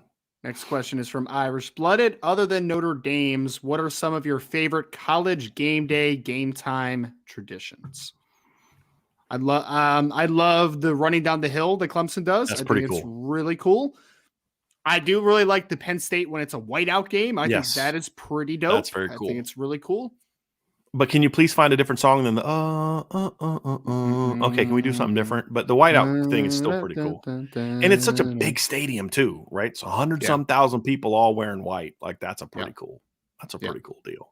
Yeah, those are two that popped to my mind pretty quickly. Like those are both really, really cool. Yeah, Enter Sandman thing, and so the Clemson thing was interesting, Ryan, because I thought it was super lame that they're like following the bus, like it's like felt like a paparazzi, like they're following the bus, and I'm like, this is lame. But like, there's just an electricity in that stadium when they just run down that hill. Because here's the cool thing about it. They're doing it right in between the student section, like so to the side of the hill, the fans to the side of the hill, that's the student. Those are students. And it was loud. It was rainy, but it was still loud. There's just like, you can feel like, when something's going on in stadium, like you start to get like goosebumps and you start like, you can like feel the energy. That happens when they do that. Like the Enter the Sandman thing, I'm like, this is lame. I'm not even impressed by this. But the whole them running down the hill thing, that was pretty cool. And nobody fell. Like that's the thing. I'm like, man, I'd probably slip about halfway through, especially in the rain. That was pretty cool. But yeah, that was an awesome environment. That was a really cool environment. And Clemson people that I met then, I don't know what they're like now, but the Clemson people I met then, the day before the game, the day of the game, after the game, they were really cool. They were really cool people. Like Georgia fans are really cool in person. I think Georgia fans online are pretty terrible. Yeah, I've experienced, but Georgia, the ones I met in person are awesome. They were great, really hospitable, really good guests when they were here. Very hospitable when we went down there. It just kind of shows that there's a difference between online fans and in-person fans. Online fans tend to, maybe because there's less of a potential of getting punched in the face. If you acted like you did in person, maybe that's it. I don't know. But Georgia fans in person are really cool. So were Clemson fans. They were really, really fun people to be around. No doubt. Okay, we're gonna have to skip a few because we're gonna have to get out of here very soon. So we're not gonna get to all these questions, Ryan. But I know we here's could an stay on interesting for one. another like 2 I hours with as know, many questions I as we know. have. Here's another one that we have here from Irish Blooded. I really like. I'm gonna ask you this one, Ryan. I want you to answer Okay. it. If you could have either Justin Tuck or Stephon Tuitt for the upcoming year, who do you pick and why? Man, College versions of those two players. man, that's a tough one, man. Yeah. I'd probably go Stephon Tuitt just because I Okay. just want to imagine him and Riley Mills inside together just wreaking havoc. Because You because wouldn't they want to played put him at big end? nah. I mean, Okay. I know he played obviously in the 3-4 and he was more on the edge, but like I want to stick him inside at 6'5" and 300 plus pounds and just let him wreak havoc, man. Yeah. Against guards, like yes, Yeah. please let's that happen. So Yeah, I would enjoy that. Yeah. Yep. I mean, he could also play some big end on early downs, man, but on pass rush downs, you're inside, my friend. Go get him to it. Yeah, that would be. I mean, that I still like the idea of just putting a Justin Tuck type into the boundary and letting him rush the quarterback would still be kind of cool. But I think, look, Ryan, you and I say this all the time. You went up the middle, Yes. and to your point, if you had Stephon Tuitt and Riley Mills up the middle of your defense, and Javante Jean Baptiste, and then Patelho and Burnham and Junior at Viper, that's a pretty darn good defensive line, man. It's there's not a wrong answer here. I mean, it's both a win. I just love the versatility of Tuitt. And, move up and down a little that bit. would allow you to use Howard Cross as more of a swing guy, which I think would then make Howard, because you're dealing with this power, and then all of a sudden they bring in this little 6'1", 265-pound guy that's just shooting gaps and just, you're like, come on, man, seriously? Hey, man, he's 280. I don't know what you're talking about. No. But that would be that'd be fun to watch, man. That'd be very, very fun to watch. Here we go. Let's see here. Here's one from this is an interesting one. Let's go for this one from Matt McCarthy. And Matt said, who are some notable players that otherwise would have gone to Notre Dame if it weren't for staff royally screwing up in the Weiss or BK eras? Aurelius Ben and Thomas Graham stand out for me. The one that stands out to me more than any other is Ronald Darby. Yeah. Because he was committed to you for so long and you just dropped the ball. Just completely dropped the ball. That's one. That's a big one for me. That one was painful. Because think about when you played Alabama in 2012, you'd have had Kavari Russell and Ronald Darby playing corner, right? And along with Bennett Jackson being in the mix too. That would have been fun to watch. Could you imagine Kavari and then in 2013, that 2013 team would have had Kavari and as a sophomore and Ronald Darby playing together. That also been pretty fun to watch. AJ Dillon hurts me a little bit because I remember the game where Tony Jones was your only healthy running back. Well, you could have had AJ Dillon in that game too. So well, and here's the thing: AJ Dillon would have been. Remember, he was a great freshman at BC, but he would have been on that 2017 team. Could you imagine having AJ Dillon and Josh Adams as a 1-2 punch on that 2017 offensive line, running behind that line, and then you got to deal with Brandon Wimbush? Are you kidding me? AJ Dillon was a hoss, man. That'd have been nuts. Imposing guy. And that 2018 team would have had him at running back as well, Ryan, and that would have been very interesting. Yep. Very interesting. And then to your point, I'm going down to Georgia in 2019, and I got him and Tony Jones as my 1-2 punch in a game I lost by 6 points, couldn't run the football. That's interesting. Very, very interesting. Yes. All right. Here we go. Here's one, Ryan. Brent Smith said, I'm well aware of how you believe I'm obsessed with stars and ratings. However, don't you expect the majority of the 24 class to rise significantly over the next 6 to 8 months? No, I don't, because that's just not what they do. When kids commit to Notre Dame early, we've just seen it more and more recently, they tend to fall in the rankings. I think last year, almost every single kid did. What's the justification for Drake Bowen going? Because remember, early on, the assumption was Drake was not going to sign with Notre Dame. He was from Texas. He's a Southern kid, and he's not a true Indiana born and raised. And Clemson was a team to beat. He's going to play baseball. Auburn's a team to watch out for. If Alabama offers, he's going to go to Alabama. And he was a top 50 recruit. Yep. And then he commits to Notre Dame. And then over the next year, his ranking just continues. Despite the fact he goes out and has a phenomenal senior season, is Indiana Mr. Football, and his just ranking still just why? Based on what? Yeah. Right? I mean, also, what has CJ Carr done other than dominate since he's committed to Notre Dame? What right? And yet his ranking keeps going down. Basically, the only guy that's risen since he committed was like Cam Williams and Leonard Moore to a degree. Like, those but Leonard Moore was one, right? Yeah. So you'll get your Brandon Hillman last year was a guy that jumped, and you get a couple guys here and there, but overall they just all just go down, down, down, down, down. Now, not all of them I think are biased. I don't think On3 has an anti-Notre Dame bias in their rankings. I just think they have bad ranking evaluations. I just think they're bad. I think others, especially 247 is becoming that way. It's becoming more of an anti-Notre Dame bias. It's just obvious with an anti-Notre Dame bias. Because I can't say that Micah Bell is a Notre Dame bias with the guys at On3 because they have a similarly terrible ranking of Peyton Pierce, who's committed to Ohio State. And they've had chances to change it. Now he's committed to Ohio State, and they haven't. Yeah. And Anthony Knapp's ranked way higher with On3 than anyone else. And they changed him that high after he committed to Notre Dame. Yep. I just think their rankings stink. I think in the others, it's a bias and to some degree. So no, I don't expect them to. Now, should they raise some of them for sure? I mean, Owen Wafel should be ranked higher. Leonard Moore should go up in the rankings. Well, Owen Wafel was ranked decent to start, until he committed to Notre Dame. Exactly. Yeah. After having a much better junior year than sophomore year. Right. 5 tackles for loss and 2 sacks. He's ranked in the top 200. And then he goes out there and dominates as a junior, and he drops way big. I mean, some have him as a 3-star now. 10 sacks. There's one that has him as a 3-star now. It's like, what are you watching?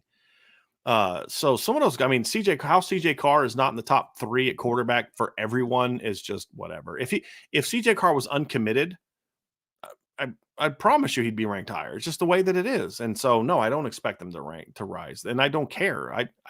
I care that they get better as players. That's what I care about. And that's where you're going to see it. Here's one, Ryan.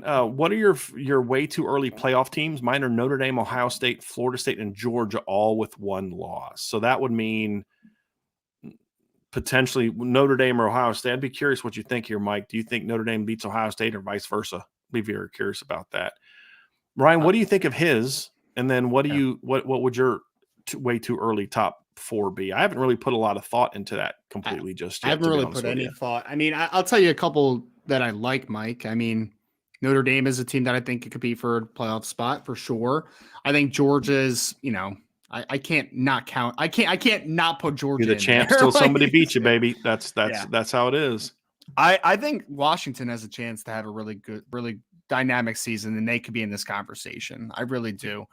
Washington would be one for me, and then I guess a Big Ten winner, like whoever that is. Sure. Ohio State, Michigan, whoever that Big Ten winner. Penn State should be a playoff contender this year. They should.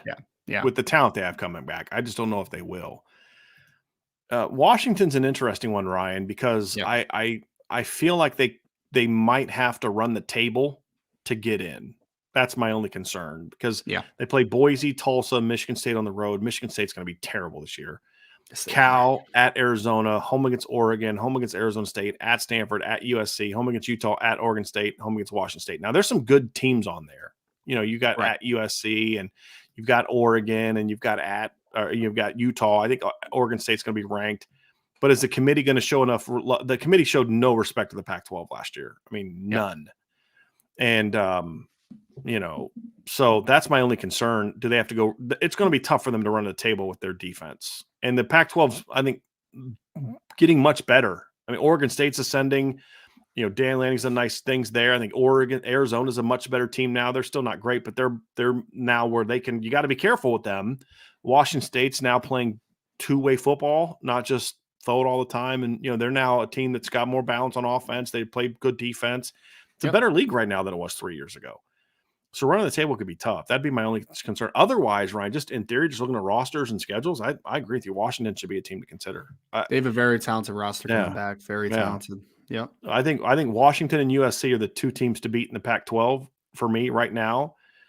I don't see a Big 12 team making it. I don't.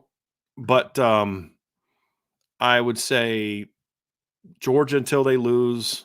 I don't see 2 SEC teams this year. I think the SEC West is going to annihilate itself a little bit this year. I think. And then ACC, I could see Florida State, Ryan. I could see that one. I think that, because here's the thing, they're gonna if they're gonna have potentially a win over Clemson and a win over LSU on their schedule, so they'll have a respectable schedule. So I could see them. I don't know if I have anybody yet. I'd still say I think Ohio State is going to go 12-1 this year. I think they're in. I think Notre Dame's a contender. I think Florida State and Clemson are going to both be contenders. I think Clemson is going to be better this year than people think. I do. I mean, I don't think their defense is going to be as good as it was last year, but I think it's going to be benefit from the fact their offense is going to be a lot better this year.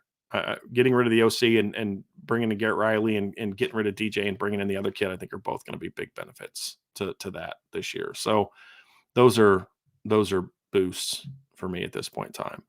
Ryan, you got to run, or do you got time for a couple more? I mean, Juliet might come in the screen here in a second, okay. but Okay.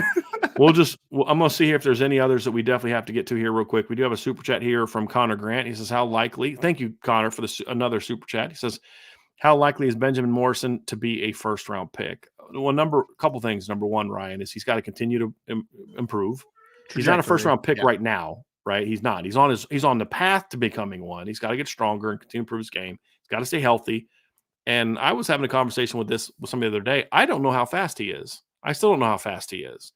Like, he's so smooth, it's kind of hard to really see. I mean, part of it is to be a first round pick. You can't go run a 4.53 most likely and be a first round pick. It'd be tough because he's not like 6'2", but if he keeps doing what he's doing and developing, he's going to have a shot. If he tests just relative, I mean, if he's a 4.48 and he builds on the career he's had so far, he'll have a shot. He'll have a shot to be there. So I agree. Yeah, he'll have a shot to get there. He's got this. Katie Keever says this, Ryan, is Garrett Riley the real deal, or is he just riding off of Dyke's offense and his brother's last name? I don't think any of those things are true. I don't think he's necessarily the real deal, but I also don't think he's some bum who's just benefiting off of Dykes and his brother's name. I think he's a good offensive mind, but here's the thing. What they had before was terrible. Like, their offensive system was awful, Katie. So it's kind of like upgrade. It's kind of like Iowa, right, Katie? Where like Cade McNamara, if he came to Notre Dame as the transfer guy, I'd be bummed. I'm like, he's a better version of Drew Pine to me, right? But at Iowa, that's a huge upgrade. So it's also about balancing it to where you are relative to what you were before. And then Cade Klubnik is such a better, and that's the thing too. That is a great scheme fit for what you need to do with Cade Klubnik. And speaking of Iowa, did you see who they picked up in the portal yesterday, Ryan? They got Caleb Brown. Receiver, yes, from Ohio State. They've added Caleb Brown, Eric All, and Cade McNamara. Like, now that might not excite some people, but when you watch that offense for 5 minutes last year, Eric All helps alleviate the loss of Sam Laporta, right? Is he as good as Sam Laporta? Probably not, but he's good. He's a good tight end, so that helps. Caleb Brown gives you a dynamic athlete at running back, and you have arguably I would say this. Here's my hot take. No team in college football this year is going to see a bigger jump in quarterback play than Iowa from what it was last year. No team in college football. That's how bad it was. And I'm saying Cade McNamara is going to look a lot like he did 2 years ago at Michigan. That's it. But that is such a significant upgrade over what they had before. That so what you're saying is that Brian Ferentz is going to get his raise. That's good, right. He's got to average 25 points a game. Yes, he's a guy that should get fired is going to get a bonus because and he should give every single dime of that bonus money to Phil Parker because he's going to get him the possessions to get there. So yes, that's where I'm going to be on that one. So I'm going to go through here and just make sure that there are no others that we definitely have to get to. Guys and gals, I'm sorry we're not going to get to all the ones that we need to, but we do have to run here. My wife's out of town now, and so we're now 3.5 hours in. I got to go check on my dogs and let them in and all that other stuff. But here's the last one, Ryan. I'll go here. No, I'm sorry. Yes, here we go. Yep. Jason says, Brian, if Notre Dame beats USC, will you do a Heisman pose on the podcast? Heck to the yes. Yes, I will come home after the game. I will get here and I will pull my chair back and I will give you the Heisman, a true standing up. I'll have my football in my hand. I might even put my helmet on if they beat USC. and give you the Heisman post. So yes, if they beat USC this year, you absolutely will. With and then with a Ric Flair woo. Yes. With a Ric Flair woo. yes. And then here's the last one. I'm going to end with a historical question that is a fun, interesting debate. Rob Tidoff said, Brian and Ryan, this is mostly for Brian since Ryan wasn't born yet. If Notre Dame beats Miami in the Orange Bowl Thanksgiving weekend in 1989, does our number one Notre Dame player, Tony Rice, win the Heisman? 1989, would he have won the Heisman? I will say no. He probably still doesn't win the Heisman, but I think he would have finished second instead of fourth. That would be my thing, because he still threw 2 touchdowns and 9 picks, and even back then that was still a bit of a jump. And Andre Ware's numbers that year at Houston were stupid. I mean, for that era, 4,699 yards and 45 touchdowns. I think he would have finished ahead of Major Harris, and I think he would have finished ahead of Anthony Thompson that year. I think he would have finished second. And Anthony Thompson was only 70 points behind Andre Ware. But I don't know if he gets all the way to number 1. That would be my only thing. I don't know if he gets all the way to number 1, but I do think he would have had a chance to be higher that year. But I mean, could have. He certainly could have, because here's the thing. In order to beat Miami, he would have probably had to play really a lot better than he did, and that could have completely swayed. Like, looking at the votes now, it might even be fair to do that. He could have, because they could say, look at who they beat. Look how he played against Miami. Who'd Houston beat? Like, what did Houston do that year? Like, they beat SMU like 90-something 20. Like, so what? SMU was terrible. They were coming off, probation and all that. So possibly, very, very possibly.